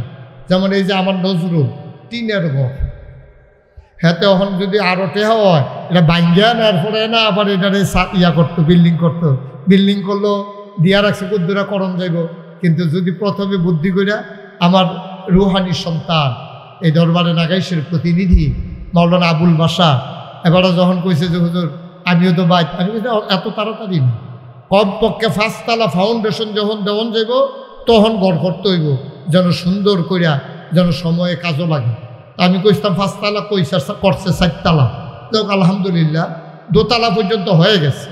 250-র মতো ছাত্র আপনারা ফোলামাইয়ে দৈডি পড়াইতে আছেন আলহামদুলিল্লাহ। তার ওয়াইফ বড় আলেমা, আলেমা নয় আলেমা, কামেল পাস। এটা বড় ভাগ্যের ব্যাপার, কারণ আপনারা পুরাটা এলাকার ভিতরে কামেল ফাঁস একটা বউ বিছিয়ে পাইতেন না, এবারে বুদ্ধি করে কামেল ফাঁস বউ বিয়া করছে যেন মাদ্রাসা চালাইতে কামও লাগে। তো নিজেও লেখাপড়া ভালো করে করছে, বউ আলেমা মাশাআল্লাহ। মহিলাদের হাফিজি মাদ্রাসাও আছে, আবার ফলাফেনের মাদ্রাসাও আছে। আপনার কায়দা হয়েছে বালা, আমরা মায়াপান বাইকতে গিয়ে পড়তে পারবো। মাদ্রাসাটা করতে আছে, 2 তলার কাম শেষ হয়েছে, 3 তলাটা করবো। তো প্রত্যেক জায়গায় গেলে দিনই প্রতিষ্ঠানের কথা শুনলে আমি কিন্তু কথা কই। এই দোয়ার আগে আমরা এখন সামান্য একটু সময় দয়া করে আল্লাহর হস্তে একটা লোক উঠতেন না, এমন একজন আছেন নিজে হুজুর ইনশাআল্লাহ আমি 20টা বস্তা, বেশি চাইতাম না, মানুষের টাকা পয়সা তো কম, যে হুজুর আমি ইনশাআল্লাহ 20 বস্তা সিমেন্ট দিয়া দেন, 1000 টাকা লাগবে 20 বস্তা সিমেন্ট দিতে। আসেন নি একজন, একটা লোক? হ্যাঁ হ্যাঁ হ্যাঁ 10,000 টাকা, এখান থেকে 500 টাকা হইলে আনন্দ হয়ে। একটা লোক নাই, 20 বস্তা সিমেন্ট দেন না, মাশাআল্লাহ কত 60 বস্তা লোক এখনো বইয়া রয়েছেন, আমার মহব্বতের মানুষ। পারতেন না একজন? একটা লোক নাই প্যান্ডেলটার ভিতরে? আরে মেম্বারের পয়সাই হয়েছে, মেম্বারশিপ কি দিত না করছে আপনারা? হ্যাঁ বেটা 20 বস্তা হয় সব আসেননি একজন? 20টা বস্তা সিমেন্ট দিবেন। আল্লাহ আল্লাহ আমি কই আলাইছি আল্লাহ, এই জাজিয়ার জমিনতে যদি আত্রা খালি যায় কল যায় মানবো কবে থেকে? ওই আপনারা মসজিদের সামনে প্রথম আমি মাহফিল শুরু করছি, নাকি প্রথম আসতাম শরৎনগর, আরে গঙ্গানগর আইছিলাম, এরপরে আস্তে আস্তে আগাইছি। তখন আবুল বাসার সব আমার কাছে মুড়ি দইছে না, আস্তে আস্তে মাশাআল্লাহ এখন সব আপনারা আমারই চিনেন, আমি সবারই চিনি। 20টা বস্তা সিমেন্ট দেউন না, একটা লোক ফাটতেন না। আল্লাহ আল্লাহ তুমি কবুল করো, কবুল করো, কবুল করো। একটা লোক আমার লাগে আল্লাহ, 20টা বস্তা সিমেন্ট আল্লাহ যেন কবুল করে, আমি প্রাণ ভরে দোয়া করবো ইনশাআল্লাহ। মাশাআল্লাহ। রব্বে করিম,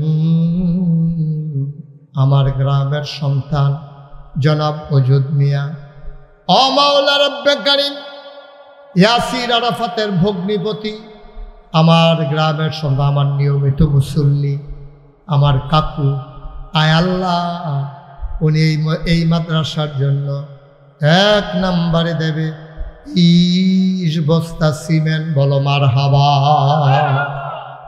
কবুল করো, মঞ্জুর করো, মনের আশা পূরণ করে দাও, দানের হাদিয়া সোনার মদিনায় পৌঁছে দাও, কামাই রোজগারের রহমত আর বরকত বাড়াইয়া দাও কোনামি।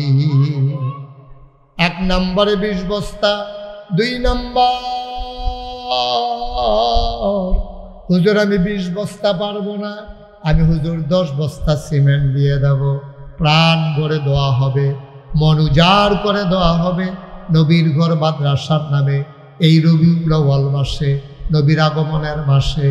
2 নম্বর একটা লোক দরকার, হুজুর দোয়া করে দেয়, আমি দিয়ে দেব 10 বস্তা সিমেন্ট। 10 বস্তা আসেননি একজন? মাশাআল্লাহ। কি নাম? হাসান মাস। এটা কি করলেন ভাই? ওমা, না দিতে পারলে বসবেন, আমিন আমিন করে দোয়া করবেন, চলে গেলে মাহফিলটা নষ্ট হয় না। আরেকবার 2টা দিল হইলে আপনার কারণে হেঁটেও তো পাইলাম না, উঠতেন না। 2-1 মিনিট, আমি লম্বা সময় কালেকশন করবো না। জনাব হাসান মাস্টার 2 নম্বরে দিল 10 বস্তা, হয়ে গেল 30। মারহাবা কয় না?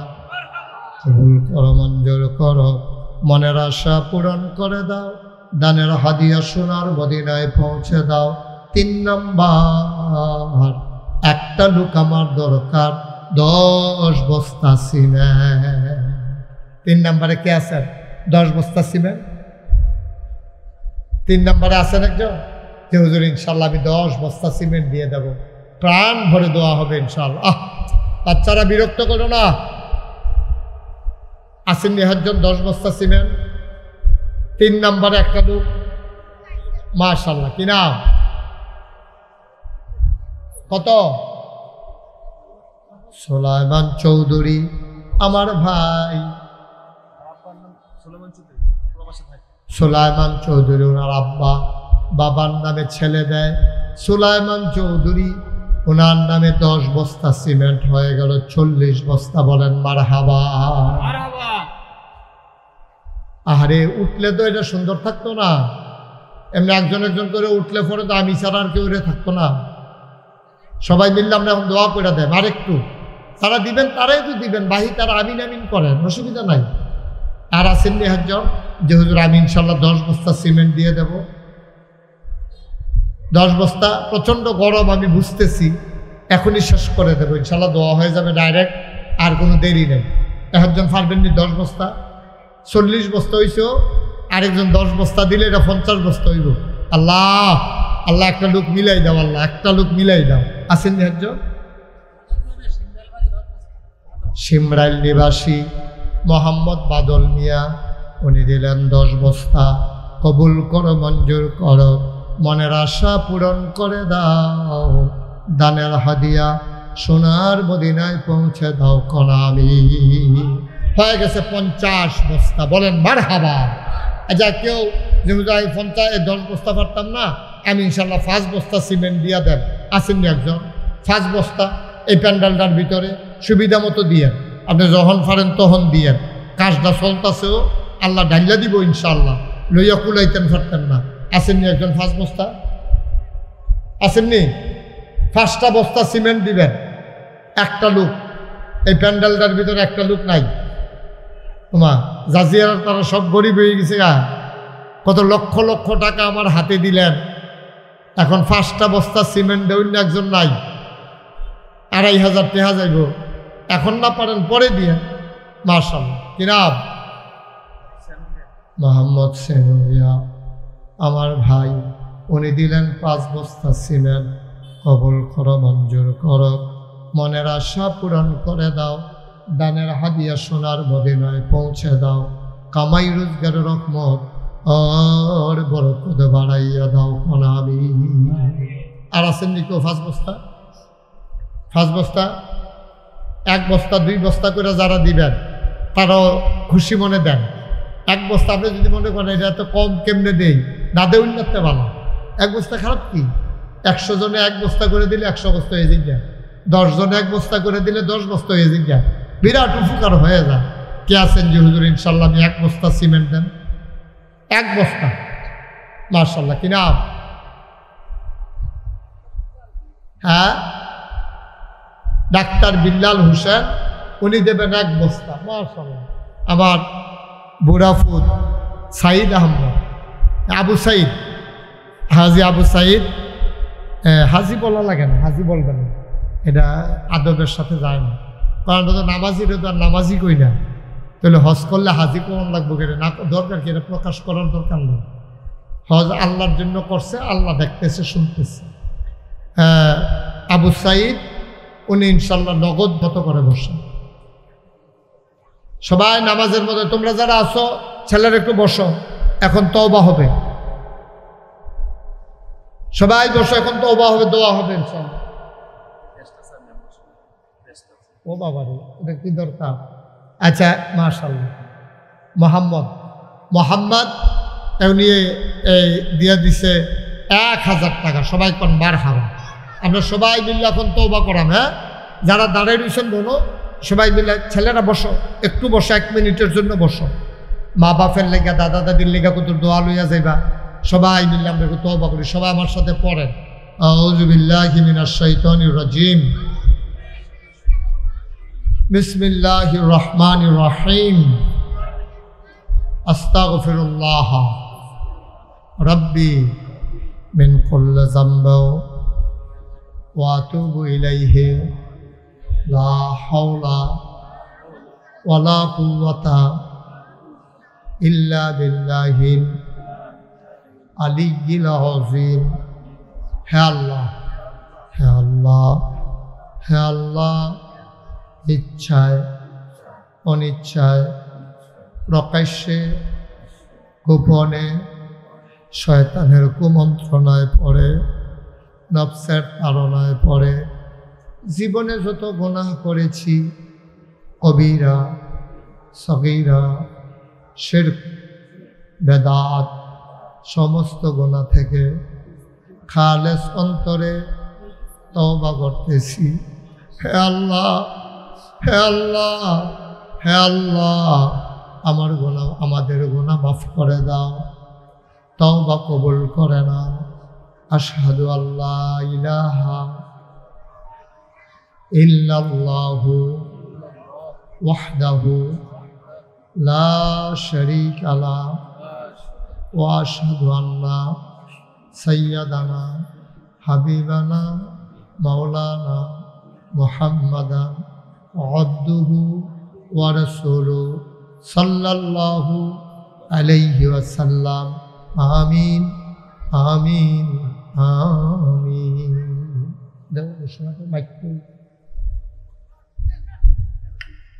একটু বসেন, তাদের একটা ইয়ে আছে। আসসালামু আলাইকুম।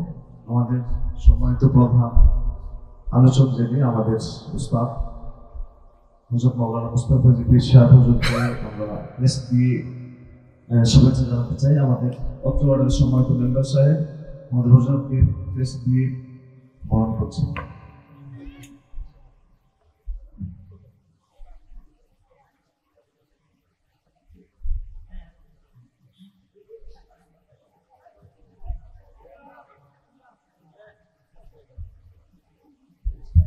যে আমাদের সম্মানিত মেম্বার সাথে আমাদের আজকের প্রধান আলোচক প্রধান মেহমান এসবি বল করছেন।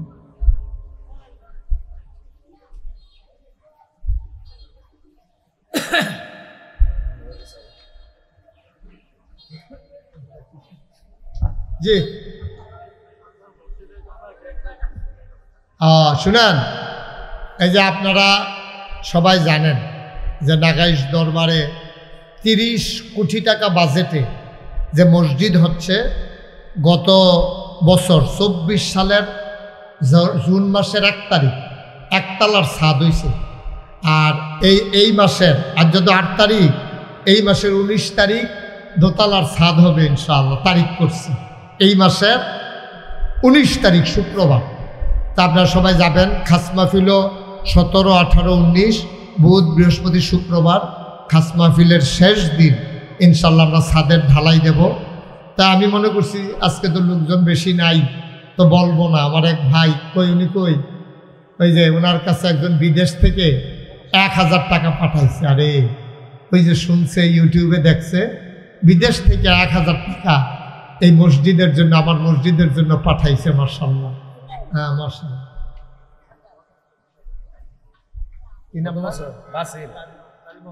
হ্যাঁ হ্যাঁ মনে আছে। হ্যাঁ কাজী বাসির ভাই আমারে ফোন দিছিল, কাজী বাসির ভাই আমারে ফোন দিছিল গত বছর, বলছিল যে হুজুর এত বড় মসজিদ হইতেছে আমাদের এলাকায়, এটা তো আমাদের গর্ব। 30 কোটি টাকার মসজিদ, নিচতলায় হাসপাতাল, বাংলাদেশে এই প্যাটার্নে কেউ করে নাই। নিচে হাসপাতাল, দোতলায় 3 তলায় মসজিদ, একসাথে নামাজ পড়তে পারবে। আমি মনে করছি 6000, সেদিন ইঞ্জিনিয়ারে ইয়া কয় হুজুর 7000-এর উপরে জায়গা হবে না। বলেন আলহামদুলিল্লাহ, 7000 লোক একসাথে নামাজ পড়তে পারবে মসজিদটাতে, আবার নিচতলায় হাসপাতাল। তা আমাদের কাজী ভাই নিয়ত করছিলেন গত বছর 20,000 টাকা, এই জন্য উনি 20,000 টাকা এখন নিয়ে আসছে। আল্লাহ, ছাদের আগে এই টাকাটা খুব দরকার ছিল। ছাদের সময় অনেক টাকা লাগবে। 40 টন লাগে রড লাগে 40 টন, 1500 বস্তা সিমেন্ট, 50,000 ইটের সুরকি, সিলেকশন লাগে 2600 স্কোয়ার ফুট, রাজমিস্ত্রির খরচ আইয়ে অর্ধেক দইরা প্রায় 39 লক্ষ টাকা। এবার বুঝেন কারবারটা কি চলতে আছে। তারপরে মাশাআল্লাহ আমি আসার পরে ছোট্ট একটা ফোন আহেন, আমি গাড়িতে নামার লগে লগে দৌড়ে যাই না 500 টাকা হুজুর আপনার মসজিদ, এটা আমি লুয়ে এসেছি দেওয়ানের লেগে, ছোটো একটা ফোলা। তো মাশাআল্লাহ আবার এই খান ভাই উনি আরে কাজী ভাই উনি দিয়েছে, বাসির ভাই উনি 20,000 টাকা, আরেকজন এয়ার ভাই না এয়ার আহমদ ভাই, এয়ার হোসেন 1000 টাকা, আরেক ভাই কে দিছে না ও মাশাআল্লাহ ওইখানে এক ভাই উনি দিয়েছেন 200 টাকা। কেউ যদি মনে করেন যে হুজুর এত বড় মসজিদ আমরাও শরিক থাকতে চাই 10, 20টা 50টা টাকা দিয়া, অসুবিধা নেই মাশাআল্লাহ। আরে সৌদি থাকে, কোন জায়গায় থাকো? মক্কাতে। আমি ইনশাল্লাহ আসতেছি রমজানে, সৌদিতে থাকে মক্কায়। আমার ভাই নগদ দিছে 1000 টাকা, আল্লাহ যেন কবুল করে, সবাই কোনা আমিন। আর মাশাআল্লাহ এমনি হয় প্রায় 6 কোটি টাকা খরচ করে লাইছে, 6 কোটি। তো কাল আল্লাহ কেমনে করাইছে, এখন যদি কেউ জিগান হুজুর ফাইলেন কো, আমি কোনো সবজি কইতামও পারতাম না, আসলে কই ফেছি। আল্লাহ কেমনে কেমনে দেওয়ায় এটা আল্লাহই ভালো জানে। কেউ যদি মনে করেন যে আমি হুজুর 2টা টাকা দিয়ে হইলেও শরিক থাকতে চাই, মোস্ট ওয়েলকাম। তোমরা একটু ভিতরে যাও, যারা দিতে চায় এই 5-10টা 2টাতে হইলেও আপনি দিয়েন, একবারে খালি যাইয়েন না। আচ্ছা ঠিক আছে, মসজিদে দিতে হবে না, ইয়াতে দেন।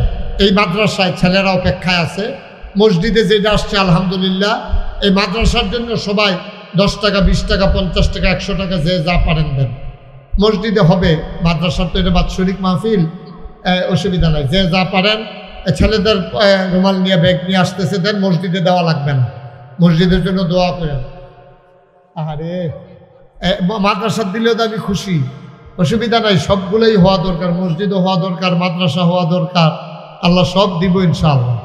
আপনারা যারা ছেলেরা আসতেছো, ছোটো ছোটো বাচ্চাগুলা 2টা টাকা দিয়ে হইলেও শরিক থাকেন, আল্লাহ যেন কবুল করে।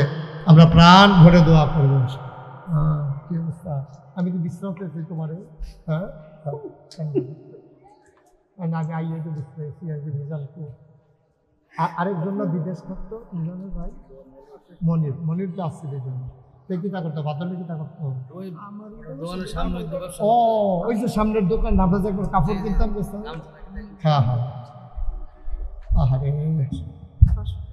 এই নাও এটা মাদ্রাসার দিছে ইয়া মিজানে মাশাআল্লাহ কাজী বাসির ভাই মাদ্রাসার জন্য 5 বস্তা সিমেন্ট দেবে হ্যাঁ মসজিদের জন্য 500 টাকা দিছে ও মসজিদরা আমি কি ফেরেশানি করতাছি ওই এবারে জিগাইয়েন ওই ইয়াসির আরাফাতের বঞ্জামাই সাংঘাতিক ফেরেশানি করতেছি মসজিদরার লাগিয়া আল্লাহ যেন কবুল করে আমরা সবাই মিলে দোয়া করি হ্যাঁ আল্লাহুম্মা আমিন রব্বানা যালামনা আনফুসানা ওয়া ইন লাম তাগফির লানা ওয়া তারহামনা লানাকুনান্না মিনাল খাসিরিন রব্বানা আতিনা ফিদ দুনিয়া হাসানাতাও ওয়া ফিল আখিরাতি হাসানা ওয়া কিনা আযাবান নার।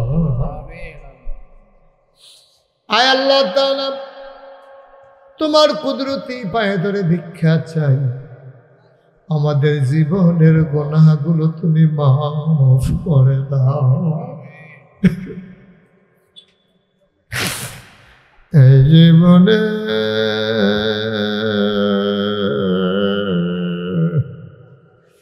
আমরা আর গুনাহ করব না।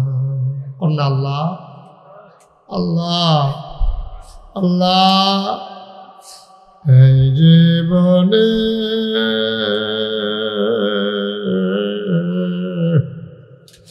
আমরা আর গুনাহ করব না। হাতের গুনাহ মাফ চাই পায়ের গুনাহ মাফ চাই চোখের গুনাহ মাফ চাই মুখের গুনাহ মাফ চাই সমস্ত অঙ্গ প্রত্যঙ্গের গুনাহ মাফ চাই আমাদের জীবনের গুনাহগুলো মাফ করে দাও।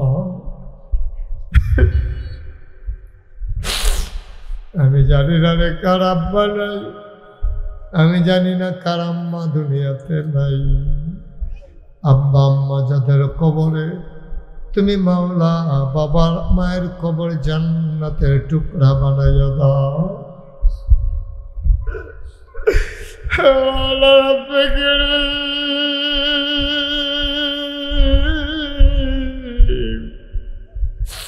এই প্রচন্ড গরমের মাঝে কেমনে জানি আব্বা কবরে ঘুমায় রে কেমনে জানি রে মা কবরে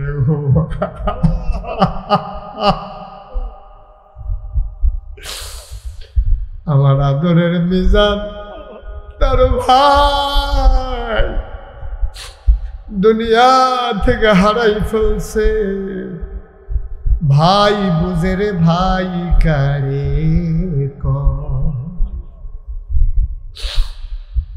আল্লাহ তাআলা তুমি তার কবরটারে জান্নাতের টুকরা বানাইয়া দাও।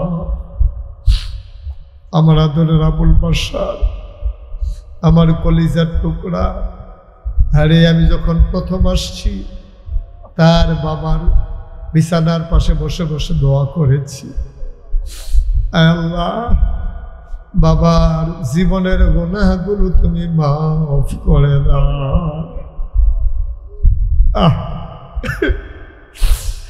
মাওলা রব্বে কারীম এই প্রচন্ড গরমের মাঝে দৌড়ে দৌড়ে মানুষগুলো হাজির হয়ে গেল তুমি মাওলা আমাদের সবাইকে কবুল আর মঞ্জুর করে নাও আমাদের যার যত অভাব আছে দূর করে দাও যার যত পেরেশানি আছে উদ্ধার করে নাও যারা ঋণগ্রস্ত ঋণ মুক্ত বানাইয়া দাও যারা অসুস্থ শিফায়ে কামেলা নসিব করে দাও। আজকের মাহফিলের আয় আল্লাহ প্রধান অতিথি মাওলা রব্বে কারীম জাকির হোসেন সাহেব আয় আল্লাহ আজকের মাহফিলের বিশেষ অতিথিবৃন্দ, বিশেষ করে আমার আদরের, আমার কলিজার টুকরাই ওয়ার্ডের চেয়ারম্যান তোয়াসিন আহমেদ বাবু, আয় আল্লাহ তুমি মাওলা, আরও যারা মোহাম্মদ আল সুমন 6 নং ওয়ার্ডের মেম্বার, আরও যারা জনপ্রতিনিধি আছে, আয় আল্লাহ সমাজের মানুষগুলোর আগলাইয়া রাখার তৌফিক তুমি দান করে দাও। মাওলা রব্বে করিম, জনগণের খাদেম বানাইছো, ইসলামেরও খাদেম বানাইয়া দিও। আমার এই মেম্বার সাহেব নাগাইশ মসজিদে অবদান রেখেছেন মাওলা, তুমি মাওলা তোমার নবীর কথা অনুযায়ী মান বানা লিল্লাহি মসজিদান বানাল্লাহু লাহু বাইতান ফিল জান্নাহ, যে দুনিয়ায় মসজিদ বানাবে তুমি আল্লাহ নাকি তার জন্য জান্নাতে ঘর বানাবা। আমাদের সবাইকে তুমি মাওলা জান্নাতের ভিতরে ঘর বানাইয়া দিও। কাজী বাসির সাহেব নিয়ত করেছিল, আজকে হাতে করে নিয়ে এসেছে, মসজিদের জন্য 20,000 টাকা দিল। কত মানুষ কতভাবে দিল, তুমি মাওলা ওনার জীবনের গুনাহগুলো মাফ করে দাও। আমার রুহানি সন্তান কামাল সরকার মসজিদের ছাদের দিনে 5 বস্তা সিমেন্ট দেবে, তুমি মাওলা কবুল আর মঞ্জুর করে নাও। আল্লাহ, খাস করে আমার আদরের ইয়াসির আরাফাত, যে মানুষগুলার নিয়ে কষ্ট করতেছে, মাথার গাম পায়ে ফেলে, এই এলাকাবাসীর অন্তরে এই মাদ্রাসার জন্য একটু মহব্বত পয়দা করে দাও। আয় আল্লাহ, তুমি মাওলা এই মাদ্রাসার জন্য কাঁধ লাগাইয়া যেন সামনের দিকে নিয়ে যেতে পারে সেই তৌফিক দান করে দাও। আমার কলিজার টুকরা যুবকগুলা দৌড়ে দৌড়ে মাহফিলে চলে আসছে, আল্লাহ দ্বীনের খাদেম তুমি বানাইয়া দাও। আয় আল্লাহ, আমার আদরের নজরুল, আয় আল্লাহ শরৎনগর নিবাসী আদরের নজরুল, আয় আল্লাহ আল্লাহ তুমি সকল প্রকারের ফিতনা ফাসাদ থেকে হেফাজত করে রাখো। আয় আল্লাহ, আরও যারা আমার এই এলাকার মানুষ যারা বিদেশে পড়ে আছে, সহি সালামতে বিদেশি জিন্দেগি করার তৌফিক দান করে দাও। আয় আল্লাহ তাআলা টাকা দিল, পয়সা দিল, বুদ্ধি দিল, পরামর্শ দিল, মাহফিলে হাজির হইল, যে যেমন করে মাহফিল সাজাইল, কিয়ামতের দিনে মুসিবতের সময় আজকের মোনাজাতকে সবার জন্য নাজাতের উসিলা বানাইয়া দিও। রব্বানা ফাগফির লানা যুনুবানা ওয়া কাফির আন্না সাইয়্যাতিনা ওয়া তাওয়াফানা মাআল আবরার। আয় আল্লাহ, আমাদের মাওলানা বাশার সাহেব, আবুল বাশার সাহেবের বাড়িতে প্রত্যেক মাসের ইংরেজি প্রথম বৃহস্পতিবার আয় আল্লাহ জিকিরের মাহফিল হয়। এই জিকিরের মাধ্যমে সবাই যেন নিজেরা পরিশুদ্ধ মানুষ হতে পারে সেই তৌফিক তুমি দান করে দাও। আয় আল্লাহ, এই 17, 18, 19 3 দিন ব্যাপী নাগাইশের খাস মাহফিল আমার ইয়াসির আরাফাত, আমার মেম্বার সাহেব, কাজী বাসির, আরও যারা আছে সবাইকে আমি দাওয়াত দিলাম। আল্লাহ সবাইকে যাওয়ার তৌফিক দান করে দাও। আয় আল্লাহ, আমরা সবাই তোমার কুদরতে সফর্দ হইলাম, তুমি মাওলা আমাদের জামিনদার হয়ে যাও। আমিন আমিন আমিন ইয়া রাব্বাল আলামিন। এমন একদল মানুষ নাকি আছে যাদের চেহারার দিকে তাকাইলে গোনা ঝরে ঝরে পড়ে যায়। আমি গোনাগারের চেহারা মন চেহারা বানাইছি আল্লাহ।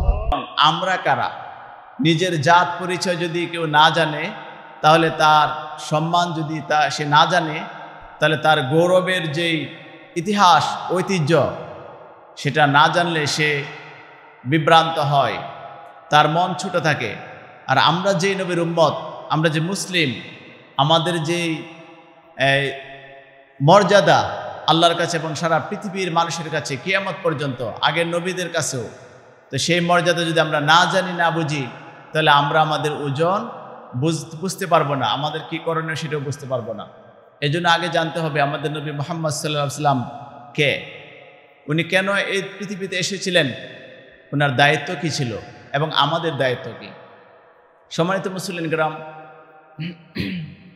সংক্ষেপে বলতে গেলে আমরা এটুকু বলতে পারি, হযরত মুহাম্মদ সাল্লাল্লাহু আলাইহি ওয়াসাল্লাম মক্কার কুরাইশ গোত্রে বনি হাশিম বংশে জন্মগ্রহণ করেন। ওনার দাদার নাম ছিল আব্দুল মুত্তালিব, ওনার পিতার নাম ছিল আবদুল্লাহ, ওনার চাচা যিনি লালন পালন করেছেন উনি হলেন আবু তালেব। নবী করিম সাল্লাল্লাহু আলাইহি ওয়াসাল্লাম এমনকি এই পৃথিবী সৃষ্টির হাজার হাজার বছর পূর্বে আল্লাহ সুবহানাহু ওয়া তাআলা আমাদের নবীজিকে পাঠাবেন, আল্লাহর পরিকল্পনায় সেটা ছিল এবং সেই বর্ণনা দিয়েছেন, হাদিসও এসেছে। তাওরাত, ইনজিল, জাবুর এবং পূর্ববর্তী অন্যান্য যে কিতাবগুলি এসেছে, সহিফাগুলি এসেছে, প্রত্যেক জায়গায় আমাদের নবীজি আসবেন এই বর্ণনা দেওয়া হয়েছে, এই সুসংবাদ দেওয়া হয়েছে। এবং আসমানের ফেরেশতারা, প্রাণী জগৎ, সৃষ্টিকুল সব নবী রাসূলুল্লাহ এই কথা জানতেন এবং বর্ণনা দিয়েছেন। একটি বর্ণনা সূরা সফের মধ্যে আমরা এটা প্রতিনিয়ত এই আয়াতটা পড়ে থাকি, আউযু বিল্লাহি মিনাশ শাইতানির রাজীম, ওয়া ইয ক্বালা ঈসা ইবনু মারইয়াম ইয়া বানি ইসরাঈল ইন্নী রাসূলুল্লাহি ইলাইকুম। যখন ঈসা আলাইহিস সালাম তার যে গোত্র বনি ইসরাইল, বনি ইসরাইলকে বলছেন, হে বনি ইসরাইল, আমি তোমাদের মধ্যে আল্লাহর রাসূল।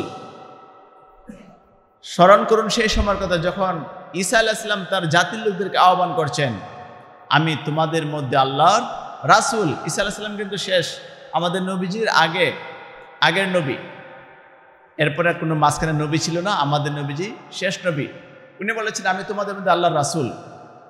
তো ওয়াইজ ক্বালা ঈসা ইবনু মারইয়াম ইয়া বানি ইসরাঈল ইন্নী রাসূলুল্লাহি ইলাইকুম, আমি তোমাদের মধ্যে আল্লাহর রাসূল। তো আমি কেন এসেছি? আল্লাহ রাব্বুল আলামিন আমার পূর্বে তাওরাত কিতাব পাঠিয়েছেন মূসার উপর, যে কিতাব সেটা হলো তাওরাত। সে তাওরাত, এই তাওরাতের সত্যায়ন করার জন্য, এই তাওরাত যে আল্লাহর বাণী, আল্লাহর কিতাব, এটার সত্যায়ন করার জন্য। এবং আমার পরে একজন নবী আসবে, মিন বা'দি ইসমুহু আহমদ, আমার পরে একজন নবী আসবে, তার নাম হবে আহমদ। তো এই দুইটা সুসংবাদ আমি তোমাদেরকে দিচ্ছি। তাহলে আমাদের নবীজির নাম, একটা নাম কি আহমদ, আর একটা নাম হলো মুহাম্মদ। এই দুইটা সংবাদ আল্লাহ তাওরাত এবং ইনজিলে আগেই দিয়ে দিয়েছেন এই সংবাদগুলো। তাহলে পরবর্তী প্রজন্মের ইহুদি নাসারারা কেন আমাদের নবীজিকে মানতে পারেনি? তারা মানতে পারেনি, তাদের দুর্ভাগ্য। আর আমরা উম্মত হয়ে মানতে পেরেছি, আমাদের সৌভাগ্য। আর উম্মত হওয়ার পরেও যারা লাইনহারা হয়ে ইসলাম ছেড়ে দেয় তারা হলো দুর্ভাগা, কপাল পোড়া। আসুন এখন আমাদের নবীজির জন্ম বৃত্তান্তের কিছু আলোচনা আমরা শুনে নেই। আমাদের নবীজি যখন, আপনারা জানেন, আব্দুল মুত্তালিবের সন্তান, 10টি সন্তান ছিল ওনার। 10 সন্তানের মধ্যে আব্দুল্লাহ ছিল এক ছোট এবং অনেক আদরের। ওই আব্দুল্লাহর গড়ে আমাদের নবীজিকে, আব্দুল্লাহর মানে পৃষ্ঠদেশ থেকে, আমিনার গর্ভ থেকে আমাদের নবীজিকে আল্লাহ পাঠান আমিনার গর্ভে। আব্দুল্লাহ মারা যান নবীজির জন্মের 6 মাস আগেই। আমিনা যখন রাস্তা দিয়ে হাঁটে, আমাদের নবীজির আম্মা যান, তখন মানুষ অবাক হয়ে যেত। আমিনার যে রাস্তা দিয়ে চলাচল, ওই রাস্তা সুগ্রানে ভরে যেত। সুবহানাল্লাহ, সুগ্রানে ভরে যেত। সবাই বলতো এত সুগ্রান আমরা জীবনে শুনি নাই, কোথায় থেকে আসে, কে মাখলো এই সুগ্রান? তখন মানে জিজ্ঞেস করে একজন আরেকজনকে, বলল আমিনা যখনই যায় তখনই এই গ্রান পায়। সুবহানাল্লাহ। তখন কেউ জিজ্ঞেস করে না, আমিনা তুমি এই গ্রান, এই সুগ্রান বা সুগন্ধি কোথায় থেকে মাখো?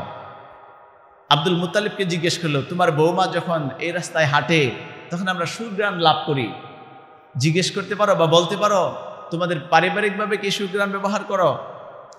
তো আব্দুল মুত্তালিব শুধু লোকজনের কাছে এই কথা শুনে সে ঘরে গিয়ে তার স্ত্রীকে বললো, ও আমার স্ত্রী, তুমি আমিনাকে বলো আমিনা এই সুগ্রান কোথায় থেকে বললো বা এই সুগন্ধি কোথায় থেকে ব্যবহার করে।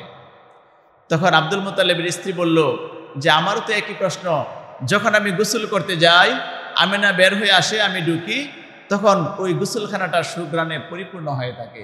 সুবহানাল্লাহ। তখন বললো ঠিক আছে, চলো আমরা দুজনে একসাথে জিজ্ঞেস করি, যেহেতু আমাদের বৌমা। বললো আমিনা, মা এদিকে আসো, তোমার সাথে কিছু কথা আছে। বলছি মা সত্যি করে বলো, ভালো করে বলো, তুমি এই সুগন্ধি কোথায় থেকে ব্যবহার করো? বলছে মা, আব্বাজান আমি এই কথাটাই কেন বলবো, আমার আরও অনেক কথা আছে। আমার প্রথম কথা হলো, যেদিন আবদুল্লাহর পৃষ্ঠদেশ থেকে এই মানে আমার ছেলে, আমার সন্তান আমার পেটে আসে, আমার পেটে আমি ধারণ করি তাকে, ওই রাত্রেই 3 জন মহিলা, যুগের শ্রেষ্ঠ মহিলা যারা, হজরত মরিয়ম আলাইহিস সালাম, হজরত আসিয়া আলাইহিস সালাম এবং মুসার বোন উম্মে কুলসুম, এই 3 জন লোক এসে আমাকে মালা পরিয়ে যায় ওই রাতে এসে, এবং 12 জন রাসূল এসে তারা আমাকে সালাম করে যায়। এবং যেদিন আমি বাহিরে বের হই, এই সন্তানকে গর্ভে ধারণ করার পর থেকে আকাশের মেঘমালাগুলি আমাকে ছায়া দিতে থাকে, রোদ আমাকে স্পর্শ করতে পারে না। পাখিরা এসে আমাকে ডানা দিয়ে বাতাস করে, তারকাগুলি এসে আমাকে নিচে নেমে সালাম দেয়, চন্দ্র এসে আমাকে সালাম দেয়, সূর্য এসে আমাকে সালাম দেয়, গাছপালাগুলি নত হয়ে যায়, পাথরগুলি আমাকে সালাম দেয়।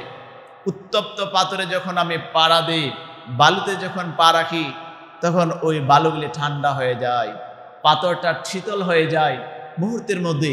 আমিও বুঝতে পারি না কেমন এরকম হচ্ছে। চতুর্দিকে শুধু সুঘ্রাণ আর সুঘ্রাণ, আলো আর আলো, সুসংবাদ আর সুসংবাদ, সম্মান আর সম্মান। বাবা, আমারও তো একই কথা। এই দৃশ্যগুলি আমি দেখে থাকি। তখন তার আমেনার প্রতি যত্ন একটু বেশি নেওয়া শুরু করলো। আমেনা যখন আমাদের নবীজিকে এই পৃথিবীকে নিয়ে আসবেন এমন একটা মুহূর্ত চলে আসলো, তখন আব্দুর রহমান ইবনে আউফ রাদিয়াল্লাহু আনহু, ওনার মা ছিল ওই মক্কার দায়ী মহিলা, যিনি সন্তান প্রসবে সাহায্য করেন। উনি বর্ণনা করছেন যে আবু মুসা আশারী রাদিয়াল্লাহু আনহুর হাদিস থেকে, যে আমি দেখলাম কত মহিলার সন্তানকে আমরা প্রসবে সাহায্য করি, কিন্তু আমি একটা ব্যতিক্রমধর্মী একটা দৃশ্য দেখলাম। ওই সন্তান যখন দুনিয়ায় আসে, পৃথিবীর অন্যান্য শিশুগুলির নাভিগুলি জড়িত থাকে, আমরা তাকে কেটে আলাদা করে দেই, পরিষ্কার পরিচ্ছন্ন করি, কিন্তু এই শিশুটা স্বচ্ছ, নির্মল, পবিত্র, 1 ফোঁটা 1 বিন্দু ময়লা তার শরীরে ছিল না। সুবহানাল্লাহি ওয়া বিহামদিহি। এবং তার নাভিটা আগেই কাটা ছিল, এবং তার শরীর থেকে সুঘ্রাণে সারাটা গড় আলোকিত হয়ে গিয়েছে এবং সুঘ্রাণে ভরপুর হয়ে গিয়েছে। এবং আমরা শিশুটাকে ধরে বিছানায় শুয়ে দিলাম, একটা নতুন একটা বিছানা করে শুয়ে দিলাম। ওই শিশুটাকে আমরা এইভাবে চিৎ করে শুয়ে দিলাম, কিন্তু শিশুটা মুহূর্তের মধ্যে পাল্টে গেল, উল্টে গিয়ে সেজদার মতো করে সে সেজদা দিতে লাগলো, এবং শাহাদাত আঙ্গুলি উঁচু করে ইয়া হাবলি উম্মতি উম্মতি বলে সে আল্লাহর কাছে কান্না শুরু করলো। সুবহানাল্লাহ। এই দৃশ্য আমরা ওই মুহূর্তে দেখতে লাগলাম, যে নিষ্কলুষ, পবিত্র, নিষ্পাপ। এবং সিরাতে ইবনে হিশাম এবং আর রাহিকুল মাকতুম সিরাত গ্রন্থে, এই গ্রন্থগুলিতে এসেছে, নবী করিম সাল্লাল্লাহু আলাইহি ওয়াসাল্লাম যখন ভূমিষ্ঠ হলেন, দুনিয়ায় আসলেন, গড় আলোকিত হয়ে গেল, এবং ওনার এই আলোর আলোকে এবং ওনার এই উজ্জ্বলে এই পৃথিবীর মধ্যে রাহমাতুল আলামিন হিসেবে আল্লাহ পাঠিয়েছেন।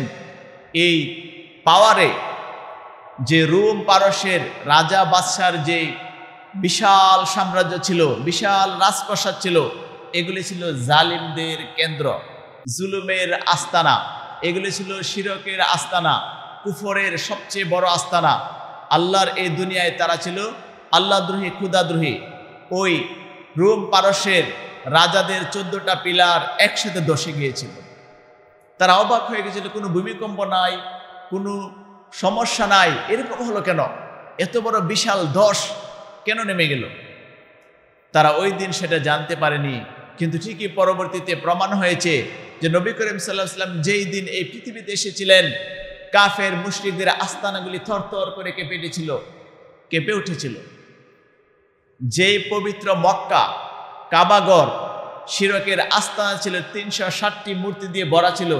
এই নবী মুহাম্মদ সাল্লাল্লাহু আলাইহি ওয়াসাল্লাম এসে ইব্রাহিম আলাইহিস সালামের এই পুণ্যভূমি, হাতে গড়া এই কাবাকে এই নবী পবিত্র করবেন, মুক্ত করবেন, এটা প্রমাণ হয়ে গিয়েছিল। ছোটকাল থেকে আল্লাহ আমাদের নবীজিকে এত পবিত্র করে বাড়িয়ে তুলেছিলেন, এত সুন্দর পরিবেশে ওনাকে বেড়ে উঠতে সুযোগ দিয়েছিলেন। হাজার হাজার মানুষ মূর্তি পূজা করত, কিন্তু আমাদের নবীজি একবারের জন্য মূর্তির সামনে কোনোদিন মাথা নত করেনি। কোনোদিন আমাদের নবীজি মূর্তির সামনে গিয়ে কোনো কিছু মান্যত করেননি, তার কাছে মাথা নত করেননি, মূর্তি পূজার সামনেই যায়নি। ছোট্টকালের একটি ঘটনা, নবী করিম সাল্লাল্লাহু আলাইহি ওয়াসাল্লাম রাখালদের সাথে রাখালের পরিবেশে উনি মেষ চড়াতেন। এমন সময় রাখাল বালকরা বলল, চলো আমরা ওইখানে যাত্রাপালা হচ্ছে, ওইখানে গিয়ে একটু গান শুনে আসি। নবী করিম সাল্লাল্লাহু আলাইহি ওয়াসাল্লাম তার বন্ধুদের সাথে গেলেন। গিয়ে নবীজি এমন ঘুম আসলো ওই যাত্রাপালার ভিতরে, গান শেষ, নাচ গান শেষ, আমাদের নবীজির ঘুম ভেঙে গেল। সুবহানাল্লাহ। আল্লাহ যাকে পবিত্র রাখেন তাকে কেউ কলুষিত করতে পারেন না। আল্লাহ যাকে সম্মানিত করেন তাকে কেউ অপমানিত করতে পারেন না। আল্লাহ যাকে মর্যাদা দেন তাকে কেউ অপমানিত করতে পারেন না। এটি হলো আমাদের নবীজির এই চিত্র, এই নিদর্শন। আমাদের নবীজি ঘুম থেকে জাগলেন, বন্ধুরা বলল, মুহাম্মদ চলো। তার মানে নবীজি ওই সময় ঘুম থেকে উঠেছেন। এর মাঝখানে কি হলো, গান হলো নাকি নাচ হলো, নবীজি কোনো শুনেও নাই, দেখেও নাই।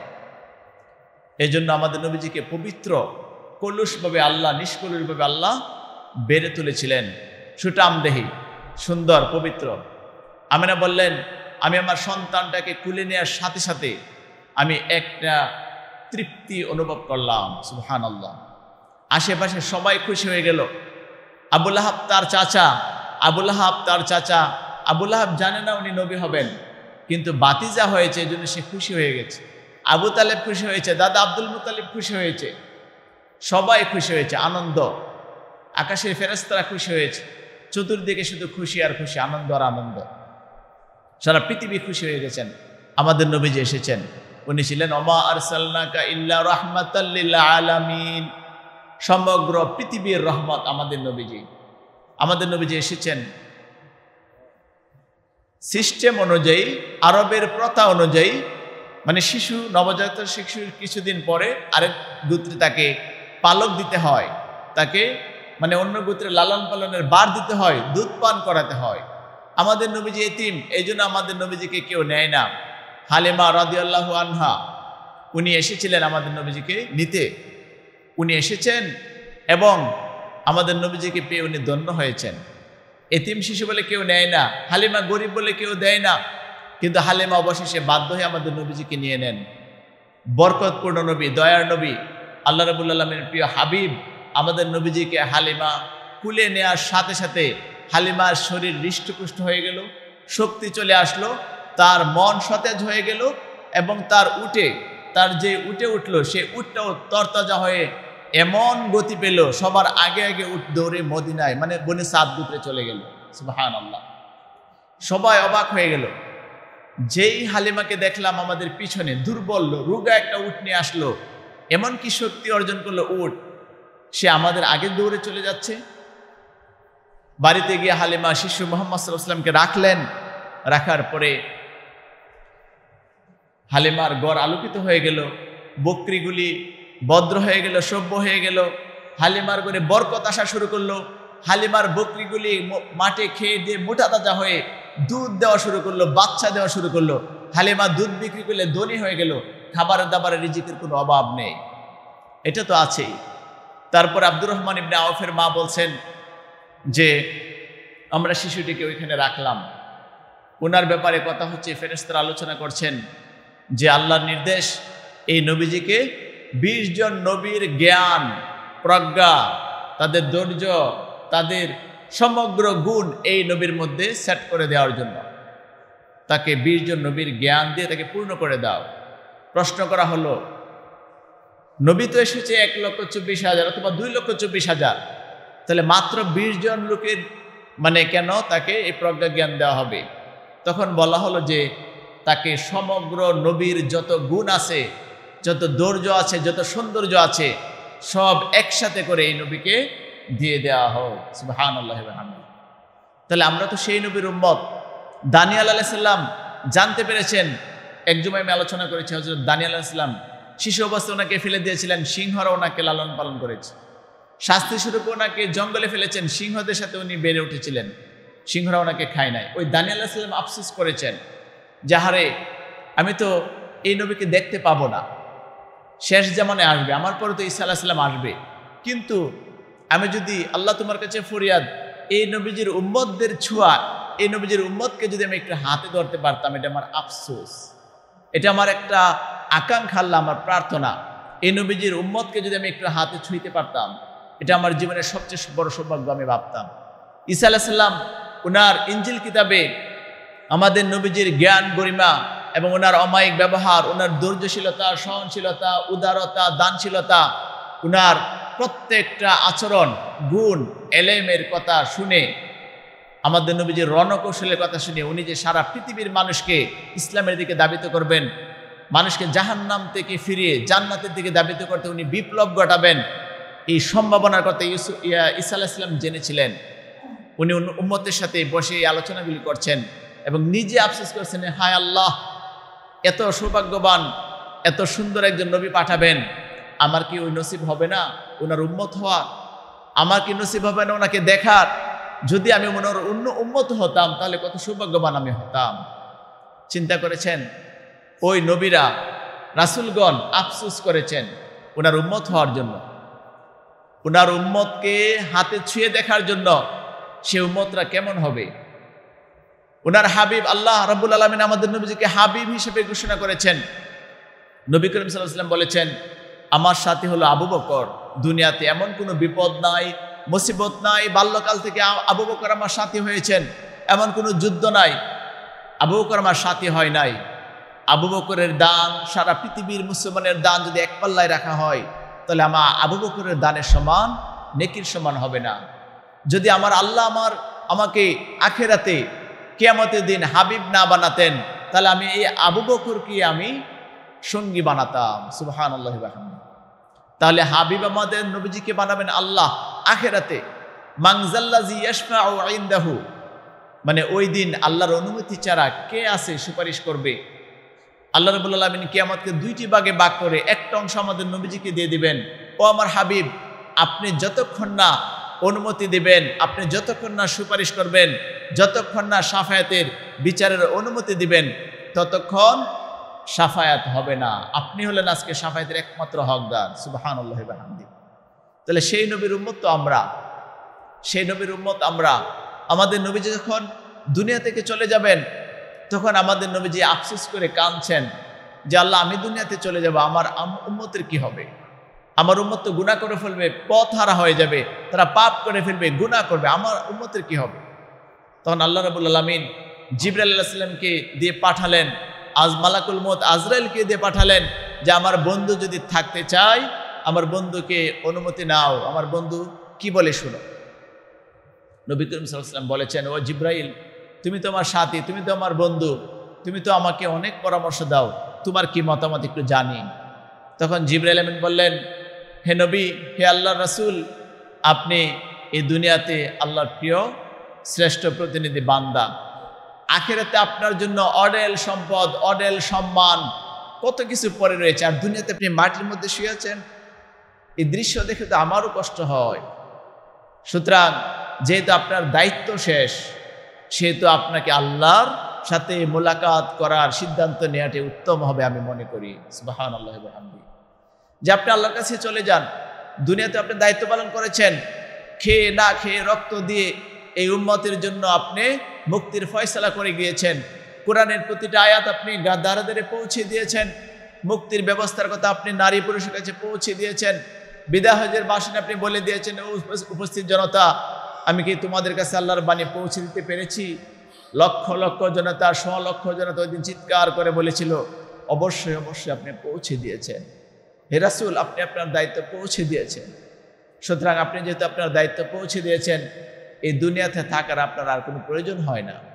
যেহেতু আল্লাহ আপনাকে সম্মানের সাথে এই অনুমতির জন্য পাঠিয়েছেন, আপনি যাওয়ার সিদ্ধান্ত গ্রহণ করুন। তখন আমাদের নবীজি যাওয়ার সিদ্ধান্ত গ্রহণ করেছেন। কিন্তু উম্মতের দায়িত্ব কে নেবে? আল্লাহ রাব্বুল আলামিন ওয়াদা করেছেন, আপনার উম্মতের দায়িত্ব আমি নিলাম। সুবহানাল্লাহ। তো আমরা তো সেই নবীজির উম্মত, সেই নবীজিকে অপমান করে আজকে আমরা মুসলমানরা নামাজ ছেড়ে দিচ্ছি। যে নবীজি, আমেনা যখন কাঁদে যে আমার ছেলে হয়েছে, আমেনা কাঁদছে, সবাই খুশি, আমেনা কাঁদে, কেন মা কাঁদো কেন? বলছে, আমার স্বামী যদি আজকে থাকতো কত খুশি হতো, আমার ছেলেকে কুলে নিত, খেলনা কিনে দিত, আমার ছেলের জন্য আয়োজন করতো। আমার আজকে স্বামী নাই, আমার ছেলে এতিম। সবাই বলছে, আমরা আছি, তুমি চিন্তা করো না। আল্লাহ রাব্বুল আলামিন এই আমিনার এই কষ্টের কথা, এই কষ্টের কথার জবাব দিয়ে আল্লাহ রাব্বুল আলামিন, খেলনা তুমি কি দুনিয়ার খেলনা কিনে দিবা? কিসের খেলনা? কাঠের খেলনা দিবা, প্লাস্টিকের খেলনা দিবা, সিলভারের দিবা, স্বর্ণের দিবা, দুনিয়ার মাটির খেলনা দিবা? আমি আমার হাবিবের জন্য আকাশের তারকাগুলি, চন্দ্রকে আমি আকাশের নিচে নামাই দিব, আকাশ থেকে আমার হাবিব এই চন্দ্র নিয়ে খেলা করবে। সুবহানাল্লাহ। আব্দুল মুত্তালিব, আবু তালেব, আবুল আহাব বাহিরে দাঁড়িয়ে আছে, তাদের সুসংবাদ, খুশি, মানে নাতি হয়েছে, কেউ বাতিজা হয়েছে। এমন মুহূর্তে তারা দেখতে পেল, কি ব্যাপার, এত উজ্জ্বলতা দেখতে পেলে কেন? সুবহে সাদিকের সময় আমাদের নবীজি পৃথিবীতে এসেছেন, অন্ধকার ভোরের সময়। এমন সময় চন্দ্রটা দেখা যায় আকাশ থেকে নিচে নামতেছে। সবাই তো অবাক, চন্দ্র এইভাবে এদিকে আসছে কেন? চন্দ্রটা কাছে আসতেছে, কাছে আসতেছে, সবাই সরে যাচ্ছে, মনে হচ্ছে আমাদের মাথার মধ্যে পড়ে যাবে, সবাই সরে যাও, ভয় পেয়ে গেল। কিন্তু সেই চন্দ্রটা আস্তে আস্তে আমাদের নবীজির কাছে চলে আসলো। আমাদের নবীজি চন্দ্রটাকে এইভাবে লাড়াচাড়া করছে, মানে ওনার কাছে আসছে, হাত এইভাবে নেই, চন্দ্রটা এইভাবে যায়, নবীজি হাসতেছে, খেলতেছে। সুবহানাল্লাহ। এই চন্দ্রকে খেলনা হিসেবে আল্লাহ পৃথিবীতে পাঠিয়ে দিয়েছেন। নবীজি যখন হাঁটতেন, আবু তালেব যখন ব্যবসা করতে যান সিরিয়ায়, তখন আমাদের নবীজি আবু তালেবের হাতের মুঠোয় ওনার হাত, বাতিজাকে যত্ন করে রাখছেন। এমন সময় মেঘমালা ওনাকে ছায়া দিচ্ছেন, আবু তালেবের শরীরে কোনো রোদ লাগে না। পাখিগুলি উড়ে উড়ে ওনাকে এসে বাতাস দিচ্ছেন। খেজুর গাছগুলি, অন্যান্য গাছগুলি একদম নত হয়ে যাচ্ছে, পাহাড়ের পাথরগুলি বেয়ে বেয়ে পড়ে যাচ্ছে। কিরকম দৃশ্য! উটগুলি, বেড়াগুলো, গাদাগুলো খাবার ছেড়ে দিয়ে মাটিতে মুখ লাগিয়ে দিচ্ছে, তারা খাবার গ্রহণ করছে না। কারণ কি? কারণ রাহমাতুল আলামিন নবী মুহাম্মদ মুস্তাফা সাল্লাল্লাহু আলাইহি সাল্লাম আমাদের সামনে চলে এসেছে। তারা সবাই অপলক দৃষ্টিতে তাকিয়ে দেখছেন বিশ্ব নবীকে, মুহাম্মদ সাল্লাল্লাহু আলাইহি সাল্লামকে। সারা পৃথিবী যখন খুশিতে মতোয়ারা, সারা পৃথিবী যখন আমাদের নবীজিকে দেখে স্তব্ধ, সারা পৃথিবীর কাফের মুশরিকরা যখন আতঙ্কিত, সেই উম্মত আমরা, আমাদের কতটুকু আবেগ অনুভূতি নাড়া দিয়েছে সেই নবীজিকে পাওয়ার জন্য, সেই নবীজিকে খুশি করার জন্য। আমরা তো এমন একজন নবী পেয়েছি, যেই নবীর উপর একবার দুরূদ পড়লে আল্লাহ 10টা রহমত সাথে সাথে নাজিল করে দেন। সুবহানাল্লাহ। আল্লাহ সুবহানাহু ওয়া তাআলার এটাই হলো আমাদের নবীজির মর্যাদা এবং আমাদের মর্যাদা। আমরা একবার দুরূদ পড়বো, সাথে সাথে 10টা রহমত, 10টা অনুগ্রহ, 10টা বরকত আপনার আমার জীবনে আল্লাহ নাজিল করে দিবেন, পাঠিয়ে দিবেন। সুবহানাল্লাহ ওয়া বিহামদিহি। তাহলে আমরা মুসলমান হয়েছি, শেষ জামানার উম্মত হয়েছি।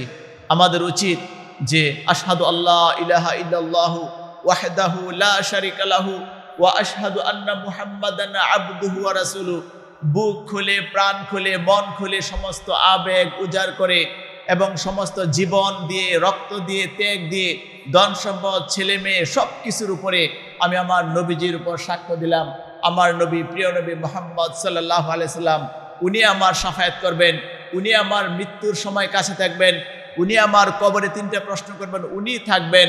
তাহলে সব কিছুর চেয়ে আমার নবীজি আমার কাছে সবচেয়ে বেশি আপন। এটা যদি আমি ওইভাবে না নিতে পারি, আমার নবীজির ইসলামকে যদি আমি বুকে ধারণ করতে না পারি, তাহলে আমি মুসলমান হলাম, কিন্তু মুনাফিকের চরিত্র ধারণ করে আমি যে ইসলাম থেকে সরে গেলাম, ওইটা আমি বুঝতে পারিনি। তাহলে মুসলমানদের একমাত্র বাণী হবে কালিমা লা ইলাহা ইল্লাল্লাহ, এবং সে সাক্ষ্য দিবে আশহাদু আল্লাহ ইলাহা, আমি সাক্ষ্য দিচ্ছি আল্লাহ ছাড়া কোনো ইলাহা নেই। আশহাদু আল্লাহ ইলাহা ইল্লাল্লাহু ওয়া আশহাদু আন্না মুহাম্মাদান আবদুহু ওয়া রাসূলুহু, এবং মুহাম্মদ সাল্লাল্লাহু আলাইহি ওয়াসাল্লাম আল্লাহর বান্দা এবং রাসূল, এই কথা সে সাক্ষ্য দিবে। এবং সে বলবে আমি একজন মুসলিম। সে বলবে না আমি যে ধর্ম নিরপেক্ষ, সেই কথা বলবে না। বর্তমান চিত্রে, বাস্তব চিত্রে, বর্তমান পৃথিবীতে কাফের মুশরিকরা যে সবক আমাদেরকে শিখিয়ে দিচ্ছে, মুসলমানের সন্তানরা সেই সবক গ্রহণ করছে এবং নিজেকে আধুনিক প্রমাণ করছে। মুসলমানের সন্তান উম্মতে মুহাম্মদী জানছে না তার কত মর্যাদা, এই নবী তার জন্য কত, মানে তার জন্য কত সুপারিশ নিয়ে আসবেন, তার জন্য কত রহমত এই নবীজি নিয়ে আসবেন। হাউজে কাউসারের পানি পান করানোর জন্য নবীজি দাঁড়িয়ে আছেন যে আমার উম্মত কখন আসবে, আমার উম্মত কখন আসবে। আমেনা কাঁদছেন যে আহারে আমার ছেলে যদি আমার অন্যান্য ছেলেদেরকে তাদের বাবারা নিয়ে হাঁটে, আমার ছেলে হাঁটতে চায়, এখানে যেখানে সেখানে যেতে চায়, খেলতে চায়, আমার স্বামী যদি আজকে বেঁচে থাকতো তাহলে কতই না আনন্দিত হতো, তার ছেলেকে নিয়ে এখানে সেখানে যেত, আরবের উকাজ মেলাতে যেত, আনন্দ ফুর্তি, কত গান হয়, কত অনুষ্ঠান হয়, সেখানে যেত। আল্লাহ রাব্বুল আলামিন সেই ঘোষণা আগেই দিয়ে দিয়েছেন যে আমেনা কেন চিন্তা করো, এই শিশু সন্তানের জন্য তো আমি আছি, আমি তো হাবিব, সে তো আমার হাবিব, তাকে আমি বন্ধু বানিয়ে নিয়েছি। সুবহানাল্লাযী আসরা বিআবদিহি লাইলাম মিনাল মাসজিদিল হারাম ইলাল মাসজিদিল আকসা। আমি তো আমার এই হাবিবকে নিজের হাতে ধরে ধরে, নিজে অনুগ্রহ করে, সম্মান দিয়ে, প্রোটোকল দিয়ে মসজিদুল হারাম থেকে মসজিদুল আকসা পর্যন্ত নিয়ে যাব। সুবহানাল্লাহ। আমি তো আমার এই হাবিবকে মসজিদুল আকসা থেকে আমার দরবারে, যেখানে আমার আরশ, যেখানে আমার আস্তানা, যেখানে আমি থাকি, ওইখানে নিয়ে যাব। ওইখানে আমার হাবিবকে পাশে রেখে আমি আমার হাবিবের সাথে কথা বলবো, এখান থেকে কথা বলবো। কেন তুমি চিন্তা করো আমেনা, ওই হাবিবের জন্য তো আমি আছি। সুবহানাল্লাহি ওয়া বিহামদিহি। এবং এই নবীজি উম্মতি উম্মতি বলে কেঁদেছেন। ওই উম্মতের জন্য কি মুক্তির কারণ হবে, উম্মতের জন্য কি জান্নাতে যাওয়া সহজ হবে, ওই সহজ বিষয়টা নির্ণয় করে আল্লাহ সুবহানাহু ওয়া তাআলা আমাদের নবীকে 50 ওয়াক্ত উপহার নামাজ দিয়েছিলেন। উপহার যে বন্ধু হাবিব, আপনার কোনো টেনশন নেই, আপনার উম্মতের কোনো টেনশন নেই, শুধুমাত্র এই 50 ওয়াক্ত নামাজ দিলাম, আপনি আপনার উম্মতকে 50 ওয়াক্ত নামাজের তালিম দেন, প্রশিক্ষণ দেন, আপনার উম্মতের জন্য জান্নাতের 8টা দরজা পাগল হয়ে যাবে। সুবহানাল্লাহ। সম্মানিত মুসলিম কারাম, মুসা আলাইহিস সালামের পরামর্শে আমাদের নবীজি কমাইতে কমাইতে কত নিয়ে এসেছিলেন? 5 ওয়াক্ত। আল্লাহ ঘোষণা দিলেন, ও আমার হাবিব, কোনো অসুবিধা নেই, আপনি আমার কাছে আরও যদি আবদার করেন আমি সেটাও গ্রহণ করতে রাজি। আমাদের নবীজি লজ্জা পেয়ে গেলেন, বলছেন 5 ওয়াক্ত নামাজ থেকে আর কি কমানো যায়। সেই 5 ওয়াক্ত নামাজ এখন আমাদের উপর অর্পিত দায়িত্ব। 5 ওয়াক্ত নামাজ ফরজ মুসলমান নরনারীর উপর। কোনো শরীয়তে উজুর ছাড়া কোনো মুসলমান উম্মতি মুহাম্মদী 5 ওয়াক্ত নামাজ ছেড়ে দিতে পারে না। কিন্তু আফসোস, আমরা উম্মতি মুহাম্মদী হওয়ার পরেও আমাদের নবীজির সেই শ্রেষ্ঠ উপহারকে আমরা ঘৃণায় ঠেলে দিচ্ছি, আমরা অবহেলায়, আমরা এখন ওই নামাজ পড়ি না, আমরা শয়তানের ফাঁদে পা দিয়েছি, আমরা দুনিয়ার ব্যস্ততায় আমরা নিজেকে ব্যস্ত করে ফেলেছি, আমরা আমাদের নবীজির সম্মান রক্ষা করছি না, আমরা আমাদের নবীজির ওই গৌরবের নামাজকে আমরা অমর্যাদা দিচ্ছি, নামাজ আমরা শিখছি না। সম্মানিত মুসলিম কারাম, নবী করিম সাল্লাল্লাহু আলাইহি ওয়াসাল্লাম এই 5 ওয়াক্ত নামাজ নিয়ে শুধু এটাই বলেনি, শুধু বলে দিয়েছে এটা হলো আসসালাতু মিরাজুল মুমিনিন। সুবহানাল্লাহি ওয়া বিহামদিহি। আমি তো মেরাজ করে এসেছি আমার আল্লাহর সাথে সরাসরি, আমার উম্মতের জন্য মেরাজের ব্যবস্থা নিয়ে এসেছি, আমি এমনি খালি হাতে ফিরে আসিনি। ও আমার উম্মত, এই 5 ওয়াক্ত নামাজের মাধ্যমে তুমি আল্লাহর সাথে মেরাজ মানে সরাসরি সাক্ষাৎ করতে পারবে। সুবহানাল্লাহি ওয়া বিহামদিহি। তাহলে তোমার কিসের ভয় হে আমার উম্মত, তোমার কিসের ভয়?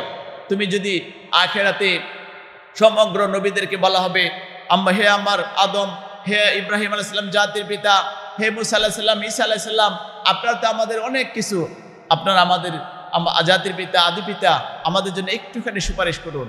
সব নবীরা স্টপ থাকবে, কোনো আওয়াজ থাকবে না।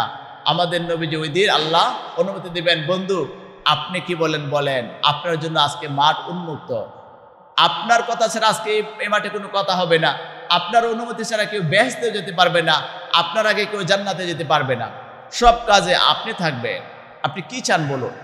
সেদিন আমাদের নবীজি বলবেন, আমি আমার একটা উম্মতকে ছাড়াও আমি জান্নাতে যাব না। সুবহানাল্লাহি ওয়া বিহামদিহি।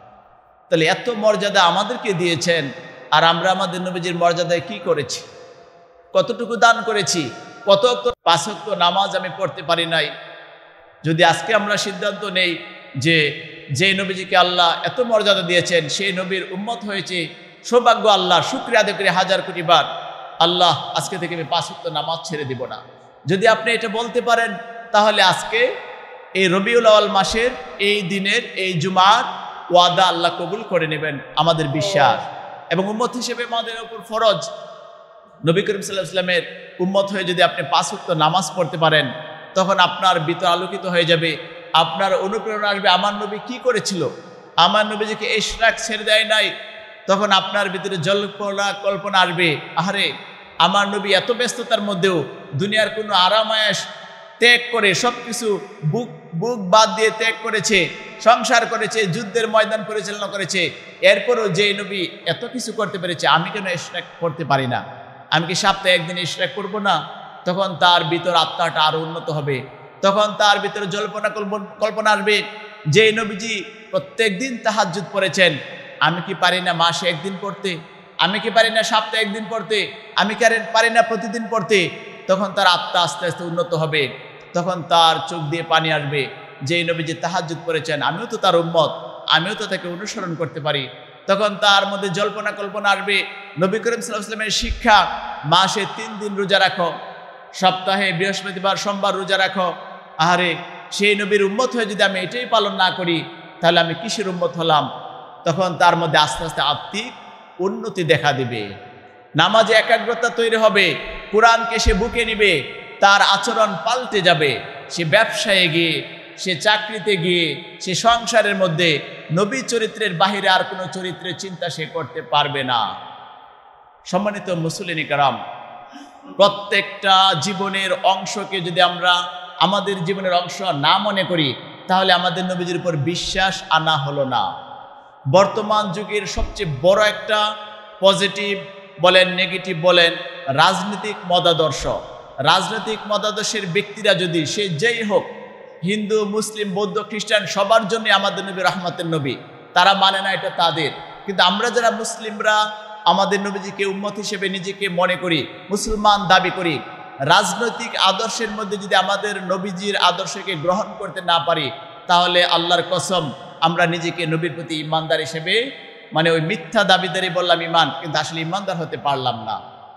কারণ প্রত্যেকটা মুসলিম সে বলবে, আমাদের নবীজি যেভাবে মদিনায় এসে ইসলামী রাষ্ট্র প্রতিষ্ঠা করে, ইসলামের ইনসাফ কায়েম করে, ইহুদি, খ্রিস্টান, পৌত্তলিক সবাইকে নিয়ে, মুসলমানদেরকে নিয়ে একটা শান্তির মদিনা কায়েম করেছিলেন, আমরাও ইসলামের এই রুলসগুলি ব্যবহার করে, আইনগুলি ব্যবহার করে ইনসাফ মানুষের মধ্যে পৌঁছে দিব এবং নবীজির প্রতি ঈমান আনলাম, নবীজিকে নেতা মেনে নিলাম।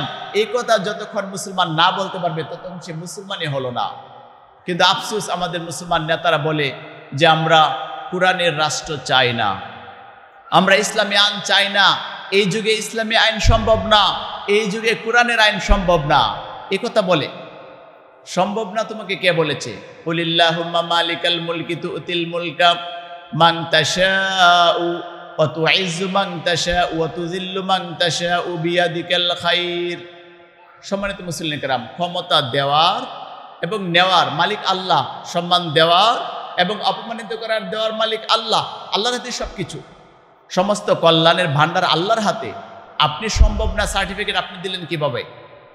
সুতরাং কথা আমার এটুকুই যে আমরা মুসলিম হিসাবে ঈমান রাখতে হবে আমাদের নবীজি আমাদের নেতা, এবং নবীজির চরিত্রে যে আদর্শ ছিল, আপনি রাজনীতি করেন আর ব্যবসা করেন, আপনি সংসার পরিচালনা করেন আর মসজিদ পরিচালনা করেন, সব জায়গায় চরিত্র হবে আমাদের নবীজির আদর্শ।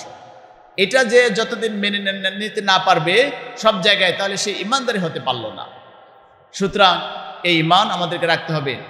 কবরে গেলেও আমাদের নবীজির ঈমান, ব্যবসায় গেলেও আমাদের নবীজির আদর্শ। নবীজি ব্যবসা কিভাবে করতে বলেছেন, মসজিদ কিভাবে পরিচালনা করতে বলেছেন, এই জ্ঞানগুলি আমাদের থাকতে হবে, ঈমানটা থাকতে হবে। আল্লাহ রাব্বুল আলামিন আমাদেরকে পবিত্র রবিউল আউয়াল মাসের যে আমলগুলি রয়েছে, বেশি বেশি দুরূদ পড়া, কোরআন পড়া, নবীজির জীবনী পড়া, 5 ওয়াক্ত নামাজ, মসজিদে আসা এবং মানুষকে বেশি বেশি সিরাতের আলোচনা করা, বাড়ি বাড়ি মহিলারা মাহফিল করা, যে মহিলারা একটা বই নিবে আর সেখানে আপনারা হাদিস পড়বেন বা কোরআনের তালিম দিবেন, অথবা নবীজির জীবনের একটা একটা অংশ এক একদিন পড়বেন। এইভাবে আমরা নবীজির এই মাসটাকে, নবীজির জন্মের মাসটাকে আমরা উদযাপন করতে পারি।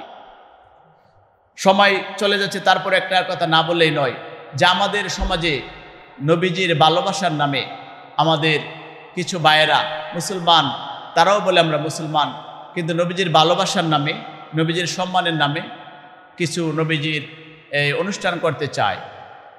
তারা শুধু অনুষ্ঠান কেন্দ্রিক সীমাবদ্ধ, তারা নবীজির আদর্শকে গ্রহণ করতে রাজি নয়। তারা শুধু জশ্নে জুলুস একটা মিছিল করে যে রবিউল আউয়াল মাস মিছিল হবে। আচ্ছা, মিছিল করলেন, তারপরে কি হবে? তারপরে কি আর বলে না। আপনি যদি এতই ভালোবাসা থাকে নবীজির প্রতি, ওই আরেক জুমা ইনশাল্লাহ বলবো, শুধু এইটুকু বলে নেই, আমাদের নবীজির ভালোবাসার প্রমাণ হলো প্রত্যেকটা আদর্শকে চরিত্রের মধ্যে ফিট করে দেয়া, 5 ওয়াক্ত নামাজ ছেড়ে না দেয়া, সিগারেট খাওয়া, মানে এটা একটা সিম্পল বললাম, মানে যারা এই নবীজির প্রেমিক দাবি করছে, জশ্নে জুলুস করছে, ওই লোকগুলি আবার সিগারেটও গ্রহণ করে। মানে ওই লোকগুলি হলো প্রধান। প্রধান। আর যারা শাগরেদ, যারা ভক্ত, তারা তো আছে, তারা তো কি খায় সেটা আল্লাহ জানে। আপনার শাগরেদ হওয়ার পরে যদি সে গাঁজাই ছাড়তে না পারলো, সিগারেট ছাড়তে না পারলো, সুদ ছাড়তে না পারলো, তাহলে আপনার কিসের ভক্ত? আপনি কিসের ভক্ত বানান? এটা কি এমন যে আপনি জান্নাতের সার্টিফিকেট দিচ্ছেন? যদি এরকম হয় তাহলে আমাদের নবীজির উপর, মানে নবীজির উপর ইমানের সাথে গাদ্দারি হচ্ছে, প্রতারণা হচ্ছে। এজন্য আমরা আহ্বান করব মুসলমান ভাই বোনদেরকে, আমরা বিশেষ কোনো অনুষ্ঠান পালনের মধ্যে নবীজির ভালোবাসাকে সীমাবদ্ধ রাখবো না। নবীজির চরিত্রকে আমাদের জীবনে ধারণ করার মাধ্যমে আমরা সেটা প্রতিফলন, প্রকাশ ঘটাবো জীবনের সব ক্ষেত্রে। আর যদি সেটা না করতে পারি তাহলে আমরা ব্যর্থ হব। আল্লাহ রাব্বুল আলামিন যেন আমাদেরকে ব্যর্থতা গুছিয়ে সফলতার দ্বারপ্রান্তে পৌঁছার তৌফিক দান করেন, আমাদেরকে হেদায়েত নসিব করেন, আমাদের ঈমানকে যেন কলুষমুক্ত করেন। আল্লাহর কাছে সেই দোয়া করছি, সবাই বলে আমিন। আমা তৌফিক ইল্লা বিল্লাহ। আসসালামু আলাইকুম ওয়া রাহমাতুল্লাহি ওয়া বারাকাতুহু। যারা সুন্নাত করি নাই কাবলা